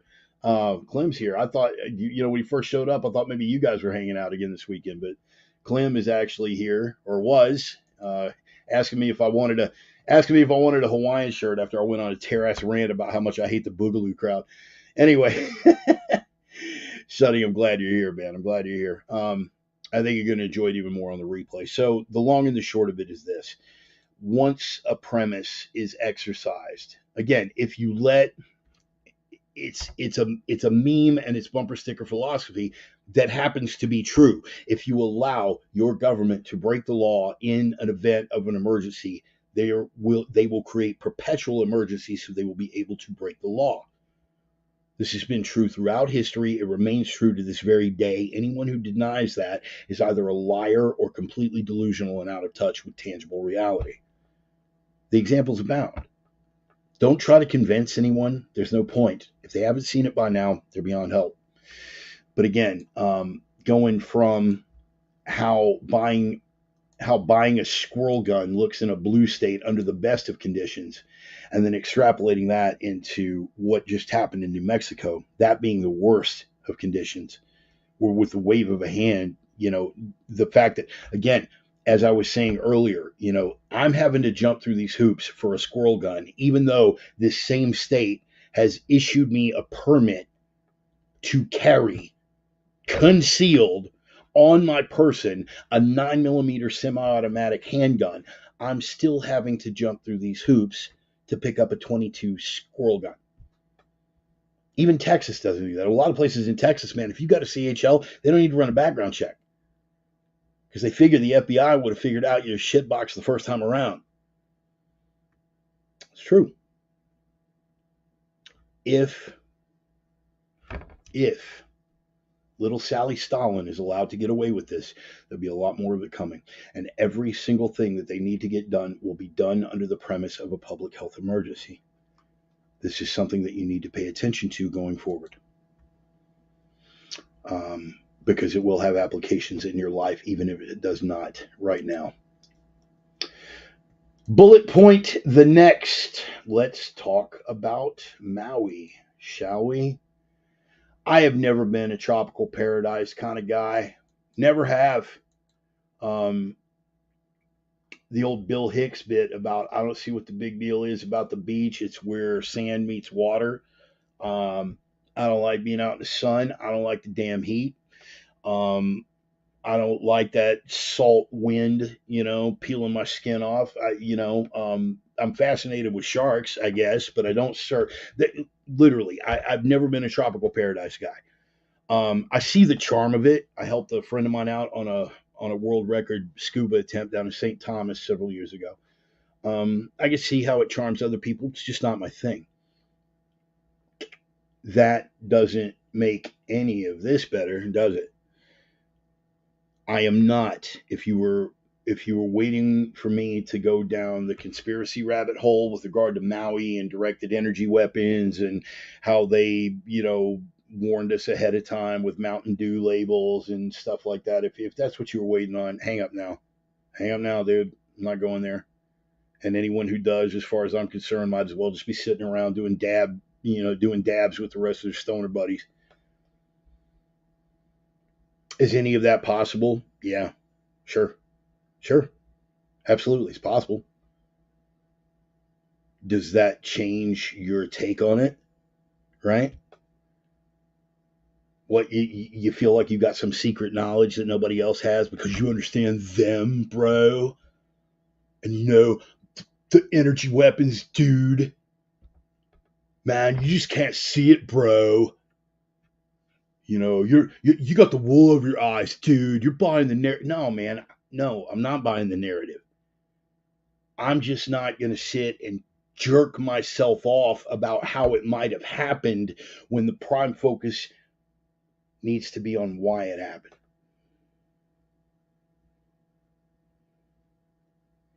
That's the only thing worth pondering. Why did they burn it down? Why did they lie about it? Why are they being so secretive about, why did they let the cadaver get up there and, right, right. Well, that's the thing, man. See, I could play that game, but again, it's not my primary focus. You just need to look at what's actually, my primary focus is looking at what is actually being exercised here. And that is a usurpation of power under the state of an emergency. And they use fire. They use fire as a weapon, but beyond exercising that, they fed into the prevailing fear narrative. And what is the prevailing fear narrative? What's causing all these fires? Climate change. Climate change. Okay. Yeah, let's go ahead and entertain that for a minute. Let's entertain that. Yeah, it's climate change. That's why that hot front only works right along the I-5 corridor, and all the fires break out at the same time. Because climate's selective like that. Guys, if you want, you can hit me up with a personal message, and I would be happy to send you links to every single one of these headlines. But again, every bit of this narrative is all about control. What did we say in the beginning? Fire is one of the most primal fears of man. It is one of the ways that you use fear to shake people off. And when you manifest your climate narrative in terms of these fires that are coming out of nowhere, these fires that are allegedly unprecedented, all of these things, and it's all about the climate, and the only way we can head this off is to pass all these new restrictions and new laws under a state of emergency, state of emergency, state of emergency, state of emergency. Still with me, man? Here's a couple of things that I found just doing a little 9-second Google searches, because I like to do that. When they're trying to sell a narrative, I put a 9-second limit on myself. And I say, what can I find on Google in 9 seconds? Keep in mind, Google is a manipulated algorithm. DuckDuckGo probably too. Any of the major search engines, including whatever one you're getting ready to go, dude, you got to use this one. They're manipulated too. All right, sorry, I don't believe in even the concept of objectivity when it comes to algorithms for search engines. Just spare me, okay? No matter which one you're using. I use Google because it's the one that the herd uses, and we know that it is controlled, and we know that that algorithm is tuned, and we know that that algorithm is biased. So I use Google for these searches because I want to see the results that every member of the herd sees when they spend any time with it, if they decide to spend any time with it. So the first thing, um, fires in Maui. Okay. Actually, we'll go with the other ones for. In fact, I'm going to do that one because that was the one that I did not actually do. What do we got? We got fires in Greece, fires in Canada, RCMP, but I neglected to do the most basic search. Fires in, and again, 9 seconds, guys. Fires in Maui, arson. Ready? Let's see what the herd is going to come up with. And this is from all of the above. Security video appears to show what trigger did, and it looks like downed wires. Then number of missing falls to 66, even though we had over 1,000 dead, et cetera, et cetera, et cetera. But that's just in the general search. What caused the fire on Maui, according to Google? In the lawsuit, the intentional and malicious mismanagement of power lines. That's what they're blaming it on. Who set the fires in Maui? Who set the fires in Maui? That's a very directed question. The electric utility acknowledged its power line started a wildfire but faulted county firefighters. Actually, it was just an exercise in pig fuck. Okay? Leaving aside your directed energy weapons and rods from God and whatever, you choose, whatever rabbit hole you choose to go down. It's enough for me. What is it? Hanlon's razor? Never chalk up the conspiracy. What can it be explained away by incompetence? It was stupidity piled on top of stupidity, piled on top of stupidity. That's what got us there. No malicious intent required. The malicious intent comes in the aftermath when people say, oh, look at this. I've got a ton of investment capital, BlackRock, and here's a lot of property that just came up that I'm going to be able to snatch up for cheap because these people want out and they don't want to rebuild. Who's going to enable that kind of transaction without any kind of oversight? Same government that's got military all over the place right now. Same government that let the cadaver get up there and talk about his minor kitchen fire and possibly losing his Corvette as if it were somehow the moral equivalent of that. You tracking? Those are the Maui fires. Even assuming that it wasn't incompetence stacked on incompetence, the search that I entered was fires in Maui arson. Now that's the general search. If I search news with that same,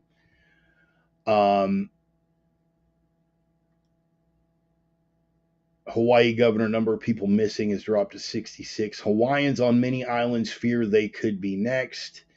They are not even discussing arson, even remotely. I'm betting if I went to DuckDuckGo, they would be.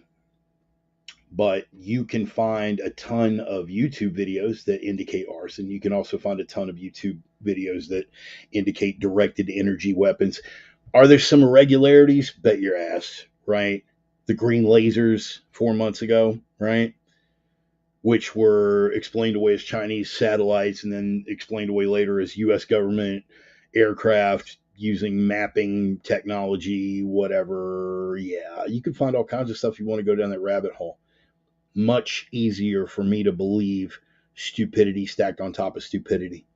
Poor forest management, poor cable management from utilities bent on hiring based on diversity rather than skill sets.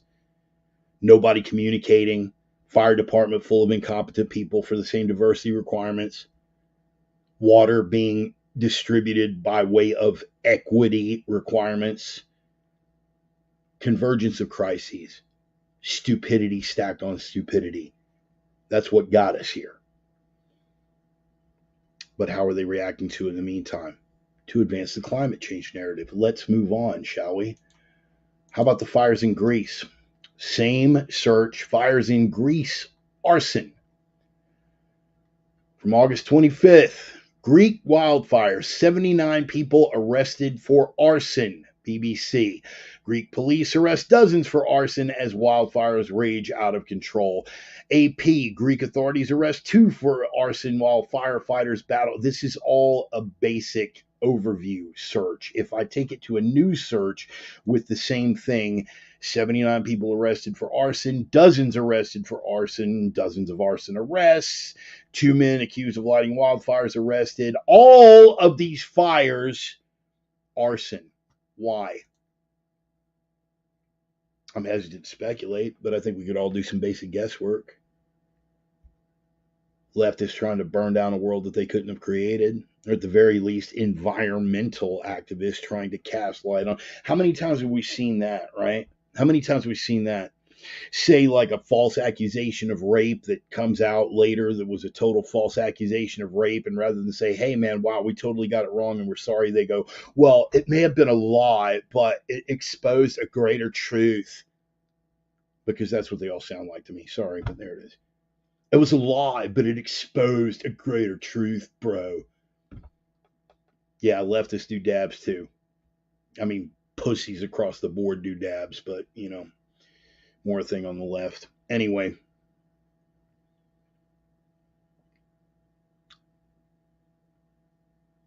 their lie trying to expose a greater truth to steer us into the climate narrative, because Even though those news reports are out there, what did the mass media have to say about that?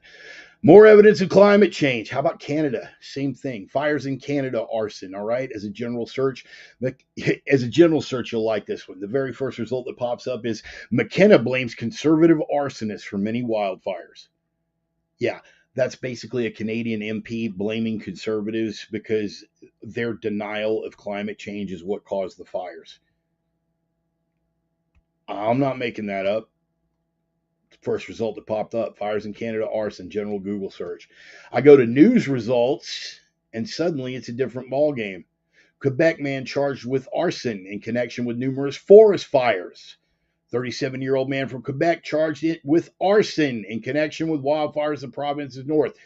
Uh, you know, uh, Unprecedented wildfires could soon get worse. Relentless wildfires in Canada, blah, blah, blah.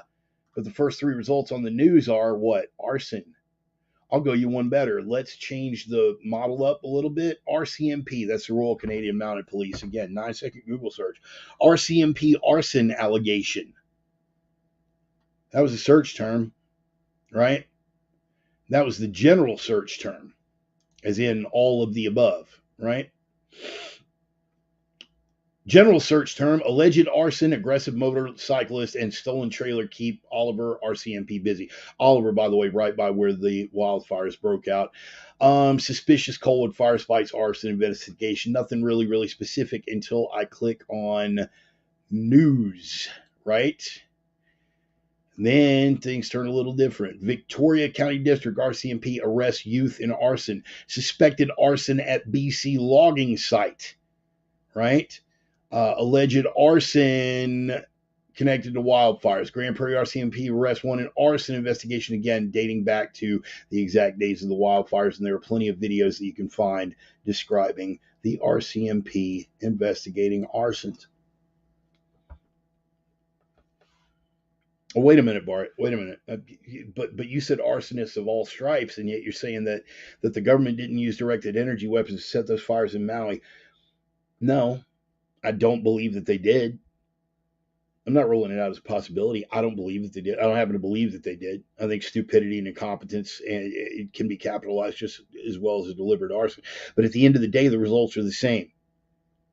The fires are not being set by climate change, and yet they're being used to advance the climate agenda, and they lie.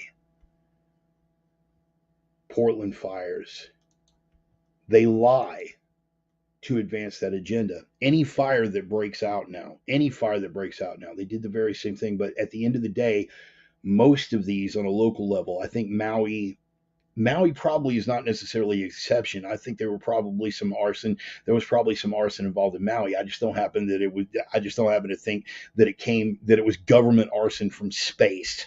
Okay, again, Hanlon's razor, easiest possible explanation. Oh wait, no, go ahead and hit that dab. Right? Okay, you done? Yeah, go ahead and hit that dab. And then, oh, bro, you just don't get it, man. They got the wool over your eyes, dude. Do you train? No. Shut up. Personal, maybe a little.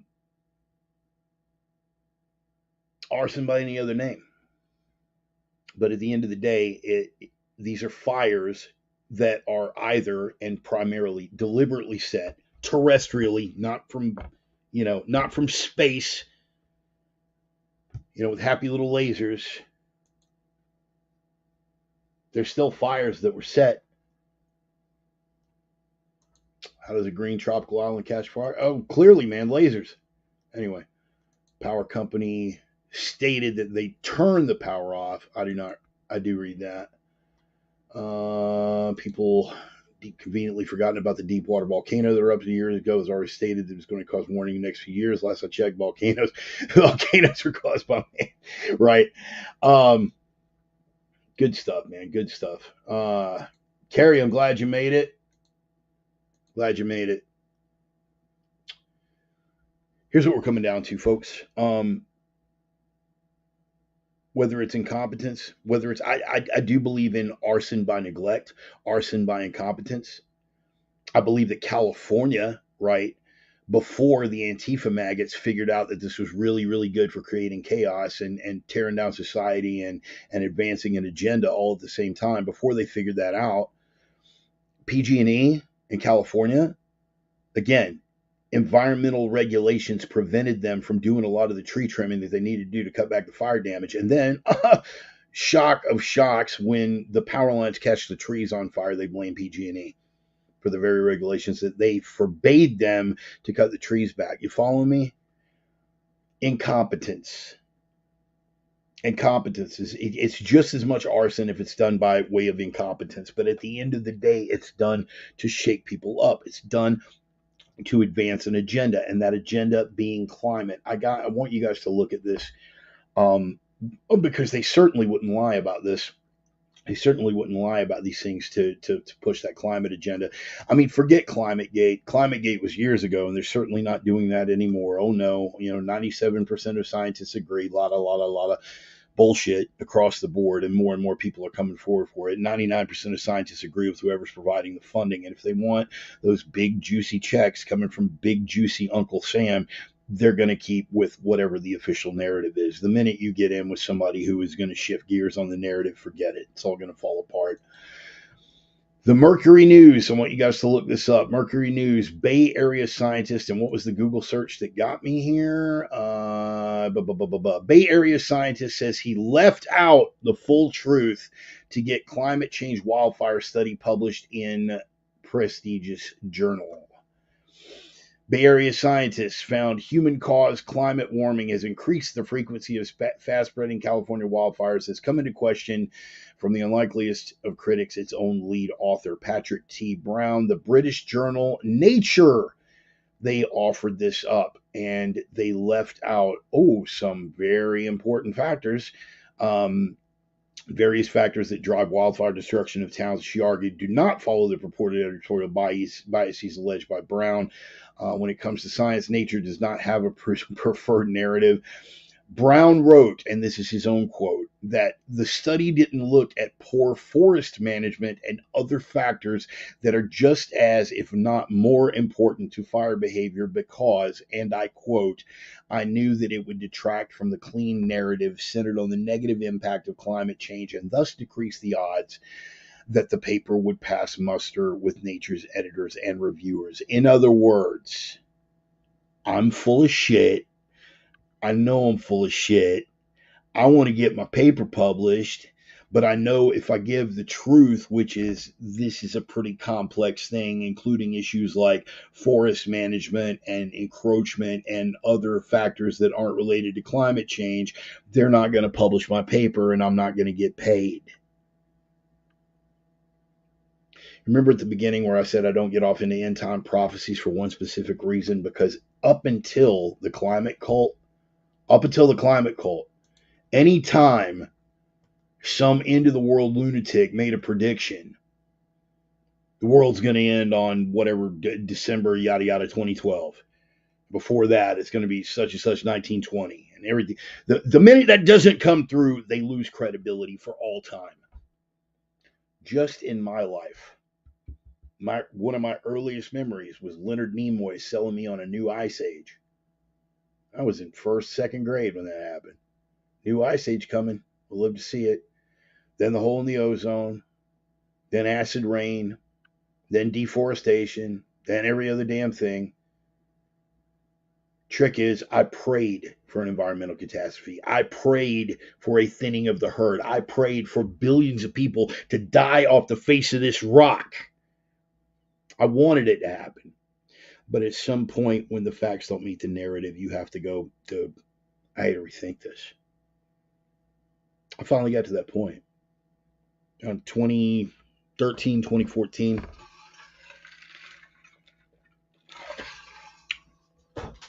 I finally started looking at it. And I couldn't justify that belief system anymore.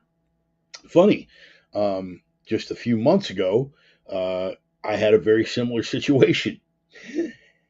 The brilliance of people who are legit critical thinkers is they can change their mind based on new input and new information and new data.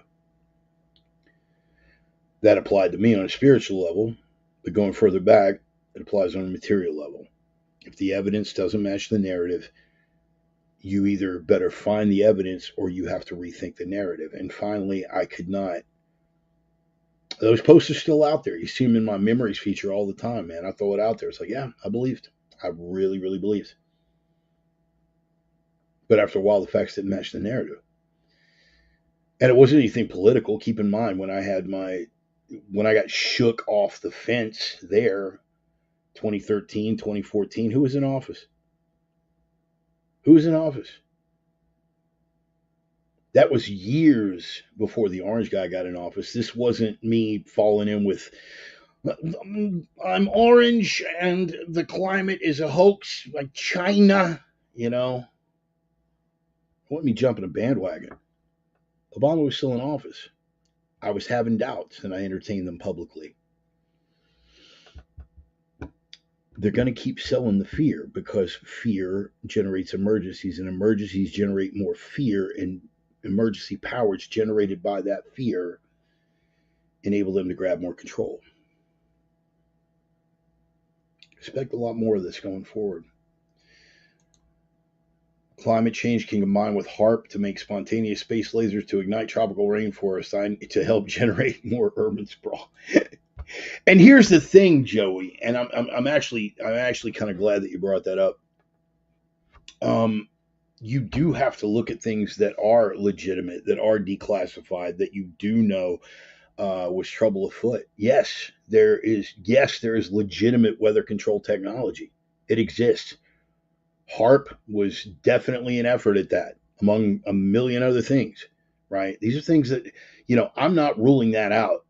I'm not ruling any of that stuff out. But getting caught up in, no, bro, it's the man, it's the government, dude. You are not addressing things on a personal level. You're not looking at it. If you feel that strongly about it, then why don't you train? If the man's coming for you, bro, either get your ass ready for it or shut up. Nobody gives a damn what you or your fellow bong rippers have to say about any of this conspiracy stuff. That is a level of masturbation that is a luxury. And right now, most of y'all can't afford it.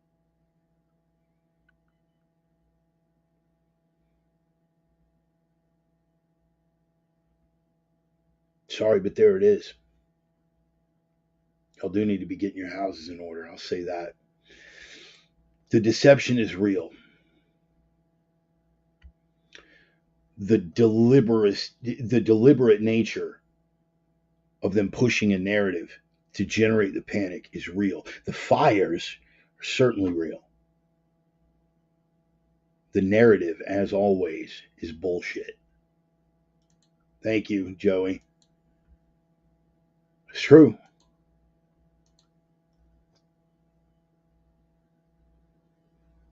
You will never know specifically what happened with regard to anything. Maybe the Maui thing happened just like the dabbers say. Maybe it was a directed energy weapon, and maybe they warned us ahead of time with the Mountain Dew Maui blast. They were just letting us know, like they do in the Simpsons episode, bro. It was all right out there in front of us, man. You just didn't have the eyes to see, dude. Here, do a dab.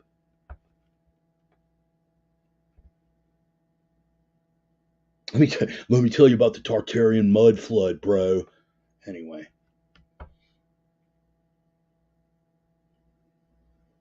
Maybe it happened just like that. Maybe it did. Sure. Okay. Great. And how much food do you have put away? How many push-ups can you do? How many flights of stairs can you run up at a time without getting winded? How long can you last in an actual scrap? Gloves or not? Oh, you got a sexy little knife, sexy little gun? I'll feed it to you. I will feed it to you.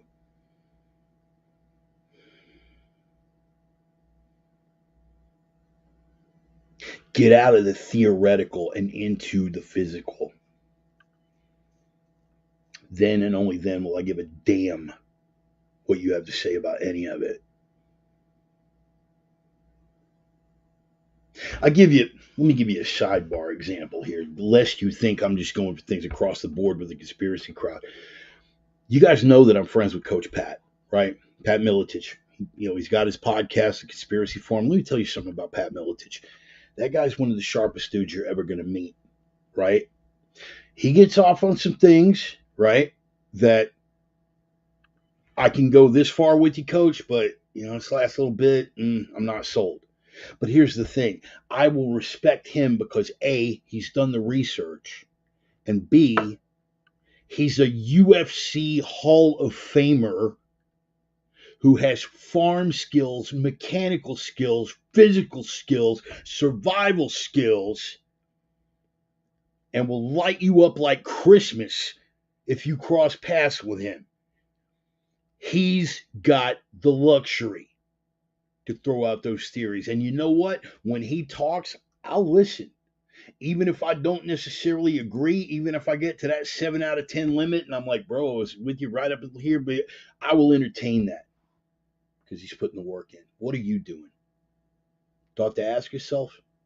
I'm going to be harsh on some of you, man, because I know there's a couple of you out there that already beat yourself up pretty bad. I understand physical limitations. I get that. There's only so much some people are going to be able to do. Totally get it. But if you are even 80% physically capable and you are not taking material steps, because the clock is ticking, folks. Clock is ticking. I'm going to get off on one more thing here before we close.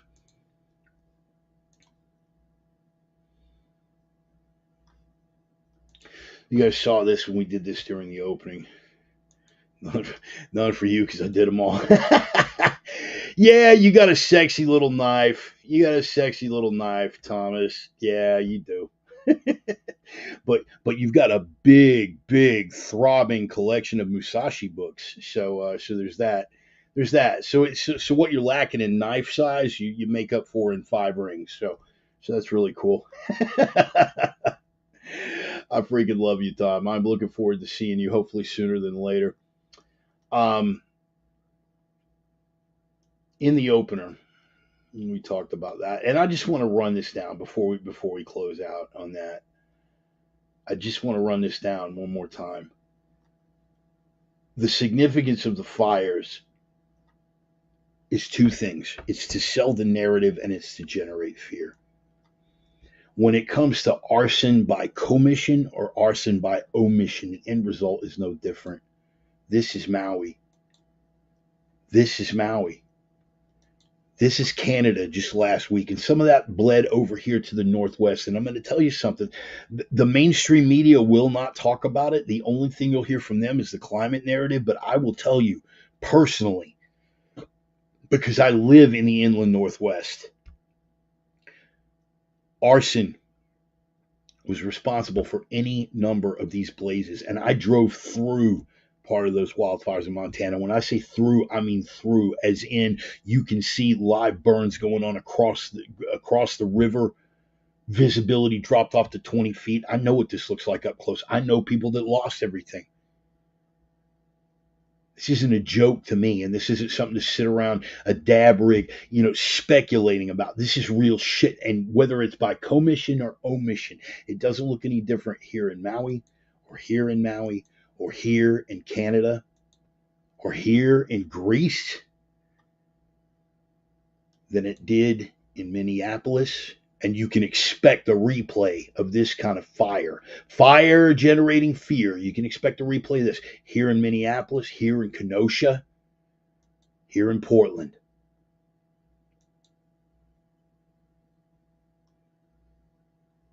Don't worry about what caused the fire.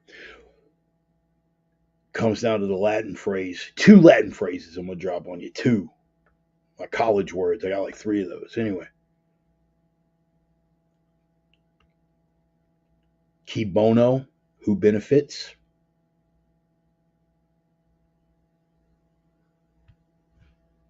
That's the number one to ponder when it comes to these fires. Look who comes in the aftermath. This works across so many levels, man. You've got destruction, and the destruction with intentional fires being set by miscreants that are working at the behest of a regime because that regime seeks the undoing of a civilization that they could not have built. They're tearing it apart. They are profiting off the dismantling of it. They're corporate paymasters at BlackRock and everything else. If you want to talk conspiracy, let's talk about the shit that we can verify. These people are profiting, dude.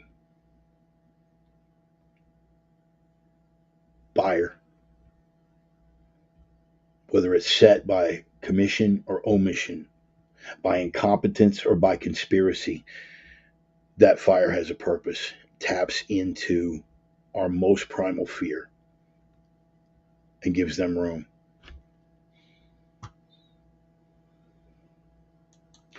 want to close with this.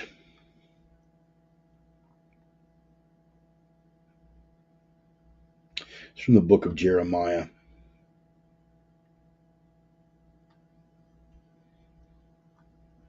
I'm going to jump around a bit here. Jeremiah chapter 51. Speaking of fires and flames and burning. Thus saith the Lord, behold, I will raise up against Babylon and against them that dwell in the midst of them that rise up against me a destroying wind.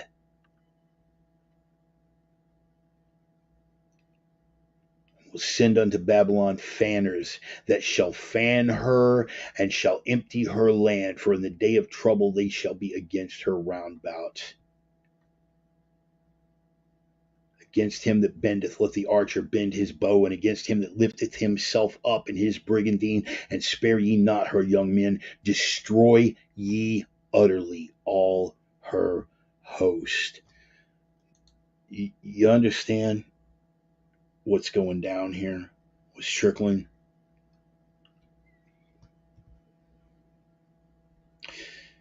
We are living in the death of the new Babylon.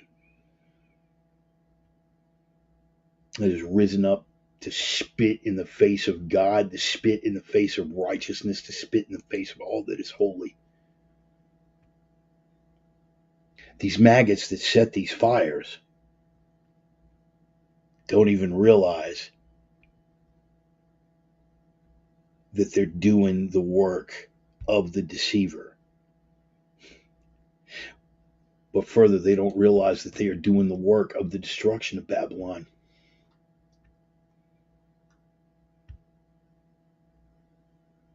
Verse 6, flee out of the midst of Babylon and deliver every man his soul. Be not cut off in her iniquity, for this is the time of the Lord's vengeance, and he will render unto her a recompense. Babylon hath been a golden cup in the Lord's hand that made all the earth drunken. The nations have drunken of her wine, therefore the nations are mad. Can we draw some parallels with globalism being influenced by the American model and all the paymasters and all the subtleties that are at work here? When they are saying flee from Babylon, that doesn't mean you have to get out of the cities. That means you have to separate yourself from everything that it symbolizes. That means you have to separate yourself from all of the poison that they put in your head every day. That means you have to separate yourself from the lies. That means you have to separate yourself from the iniquity. Am I thumping my chest? Good Lord, no. I am a flawed, crass, vulgar, despicable creature on more fronts than I even care to get into. But once your eyes have been opened, you better see the redemption that is yours through Christ. That is yours through the risen Christ who has died and shed his blood to save your soul. Because very little is going to save your ass at this point. Should you be getting your house in order? Oh, best believe. Best believe. Some of us are going to live through the fall of Babylon. The way that I read the scripture, I think a lot of followers of Christ are going to go through the tribulation. I can guarantee you, all you knuckleheads that haven't caught on yet, you're definitely going. You're definitely going to follow through. Oh, but I'm going to go with Christ because I'd never take the mark. I would refuse the mark even if it meant my life. You wouldn't refuse a vaccine jab when it might have meant your job, coward. Watching y'all fall into line is going to be as pathetic as it is predictable. I can't be worried about that now. All I can do is for me and mine. And if you're watching this, chances are you might be one of mine. So this is for you. Babylon hath been a golden cup in the Lord's hand, and the nations are mad because they've drunk of that wine. Babylon is suddenly fallen and destroyed. Howl for her, take balm for her pain, if so be she may be healed.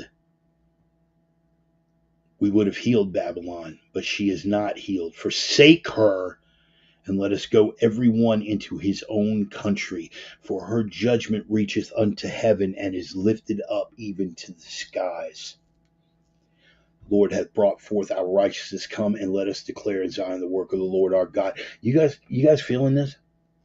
You guys see the awakening that is going on right now? You guys feel the separation where a lot of people that you would have thought yourself very, very close to not so very long ago have shown their true colors? And I'm not talking just in the short length of time since I had my epiphany and I returned to the foot of the cross. I am talking years. Over the last 3 years, if we're looking just what's taking place on a purely secular level here on earth, you don't feel that separation. You don't feel that awakening. You don't feel the people opening their eyes who still have eyes that can be opened. You don't feel that. Sharpen up and pay attention. Make bright the arrows, gather the shields. The Lord hath raised up the spirit of the kings of the Medes, for his device is against Babylon, to destroy it, because it is the vengeance of the Lord and the vengeance of his temple. It's no longer something that we can avoid.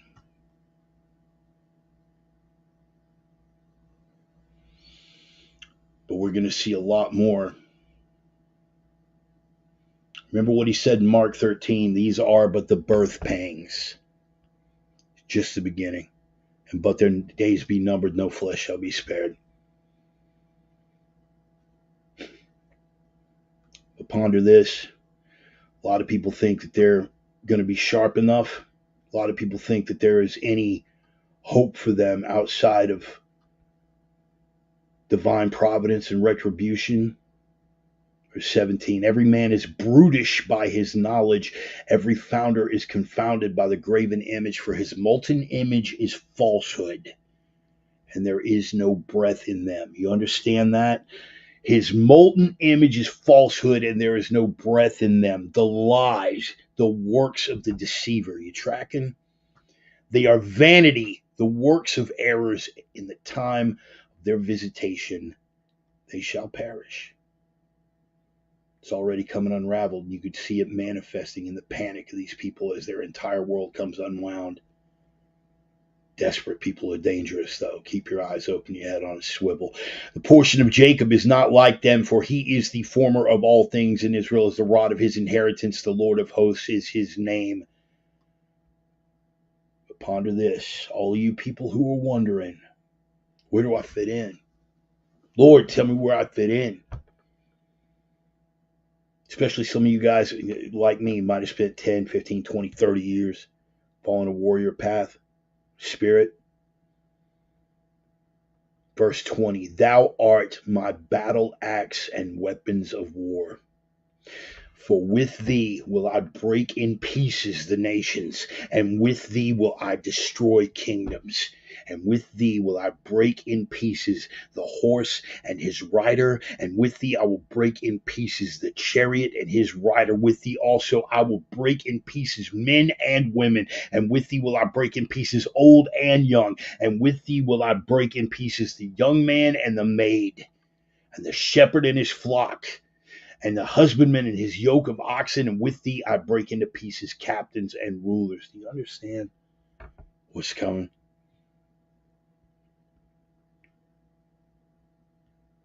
I'll take it back to Mark 13. But their days be numbered, no flesh shall be spared. When you think about that, get your hands and your mind right with the world. Put aside something. Harden that edge. Make yourself harder to kill. Dial in that focus. Give yourself a skill set that you didn't have before. Speak, speak, speak to like-minded individuals and build a community of those like-minded individuals. Find your tribe, find your brother. And they're out there. Not all of them are good. Not all of them are going to be of the faith. Not all of them are going to be followers of Christ. Doesn't matter. They pray to the old gods. They pray to no God at all. We are in a war of spirits. That which is righteous versus that which is not. And we need all hands on deck. But in any case, get your head and your hands right for the fight here. But give your heart and soul to the Lord. Heart and soul to the Lord, because the hands are only going to carry you so far. Though they may be a finite resource, get them ready, because for the fight going forward, it is entirely possible that nothing will be as important. Iron sharpens iron. Find your brothers. Find your brothers in iron. Find your brothers in Christ. Find your brothers in spirit. Find your brothers in arms. Don't have any illusions about it. And don't waste your time. And I am the worst. Don't waste your time. Burn up on energy, pearls before swine, and wasting those resources. People that can't be reached. Hug them, love them, pray for them. I love you, bro. I wish I could have saved you from this. But there are still just a few out there that have their heart and their minds and their souls open just enough that they can be saved, and that's why I'm here. I'm no longer chasing people down. I'm just throwing it out there. I run it up my flagpole. Whether you choose to salute is on you. If it helps you out on any level, that's God. I'm just a vessel. I'm going to close with a prayer. Lord, we have seen what's coming. We have seen what has gone before that has gotten us to this point. We stand at the precipice. I ask that you show us what your will is for every one of us. For us, all those like minds and kindred spirits, what that will is for us collectively. I ask that you help us to find the strength and the wisdom pressing forward. To take a look without passion, without wrath, without love, without hate. To look at what it is right in front of us for what it is, and to do in accordance with your will what is necessary in that moment, no matter what situation presents itself. I pray that your grace touches everybody within the sound of my voice. I pray that you alleviate the suffering of those whose suffering can be alleviated. And I pray for just a little bit of insight to that divine plan, just a little bit of sharpness that we can draw from to see what our purpose is in that divine plan. I ask that you give us strength and wisdom going forward. I pray in the name of the risen Christ. Amen. I am the Reverend. That is the gospel. Appreciate you folks being here. Thank you very much for being patient with me and hanging out. It's good to be back. Second week in a row that I've done this, and it feels good to be back. I'm going to try to get back more on my Substack. I had a few disasters here at the bunker that I'm having to cope with. We had a little water heater disaster, but thankfully we got backups to the backups, and we got a propane powered camp shower inbound. So, but we do what we got to do. It's not a big deal. Again, blessed beyond words, man. The worst thing that life can throw at me, I'm still coming away blessed, man. Do I still bristle a little bit? Of course I do. I'm only human, right? But that's the worst that happens to me. I still got an outstanding life. Wise man counts his blessings, fool counts his problems, and I am blessed. Not the least of which of those blessings involve this full array of knuckleheads that show up every week to listen to me rant and rave for a couple hours. God bless you all, man. I love y'all. Thank you for the support. It's been a fantastic thing, fantastic process all the way across the board. And we keep evolving. We keep sharpening up. We keep getting stronger. We keep building that wisdom. We keep building that. And I really, really want to build a community, man. I really, really want to build a community of like minds and kindred spirits here, and at the very least to be able to get the word out. So thank you for helping me with that. I'm going to pass around that digital collection plate like I always do, because it's one of those things and you kind of got to do it. It is a labor of love, and I would be doing it regardless. But I'll pass it around if anything that I threw out, change your worldview a little bit, maybe lighten the spiritual load for you, brighten your spirit a little bit. Any of those things are helpful. You guys want to kick me a little bit of coin? I'll be around, man. I'm on Cash App, Venmo, PayPal, Facebook Pay, all that good stuff. But it's not a huge thing. It's not a huge thing. I always appreciate the support, but I do realize that reluctantly we are still in a Biden economy and will be for the foreseeable future. So if you can't kick down, I totally get it. If you think I'm an asshole, totally get that too. I wouldn't kick money to an asshole anyway. Except when I pay my taxes, man. Then we don't have the choice. But you guys have a choice. I appreciate you guys that help me out. In any case, here's what you can do, not just for me, but for yourselves. Like we're always talking about, man. Live the three, as Stone is fond of saying. Live the three. You got to be that signal that breaks through the noise, because right now the signal to noise ratio is all jacked up. All jacked up, man. You need to be that signal that breaks through the noise. Don't get caught up with the noise. Be that signal, right? You got to be that light that pierces the darkness. They will try to break you down with that darkness. They will try to demoralize you, dehumanize you, emasculate you with that darkness. Say there is no way out. You don't believe that. You don't believe that. You got to be that light that pierces the darkness, but above and beyond everything else. The iron rule. The iron rule. You got to be the strength in a world full of weakness, because guess what? Without that strength, none of the other stuff matters. If you are not strong enough to sustain yourself through those times of trial, and I don't mean just strong here, this is important, but I'm talking here. You got to be strong enough to sustain yourself through all these trials and tribulations, brother, because without that, it doesn't matter. Without strength, you will not have the sustainability to be that signal that pierces the noise. You will not have the courage and the fortitude to be that light that pierces the darkness. So strength above all, man. The three prime directives. Live the three, man. Live the three. Appreciate you guys being here, man.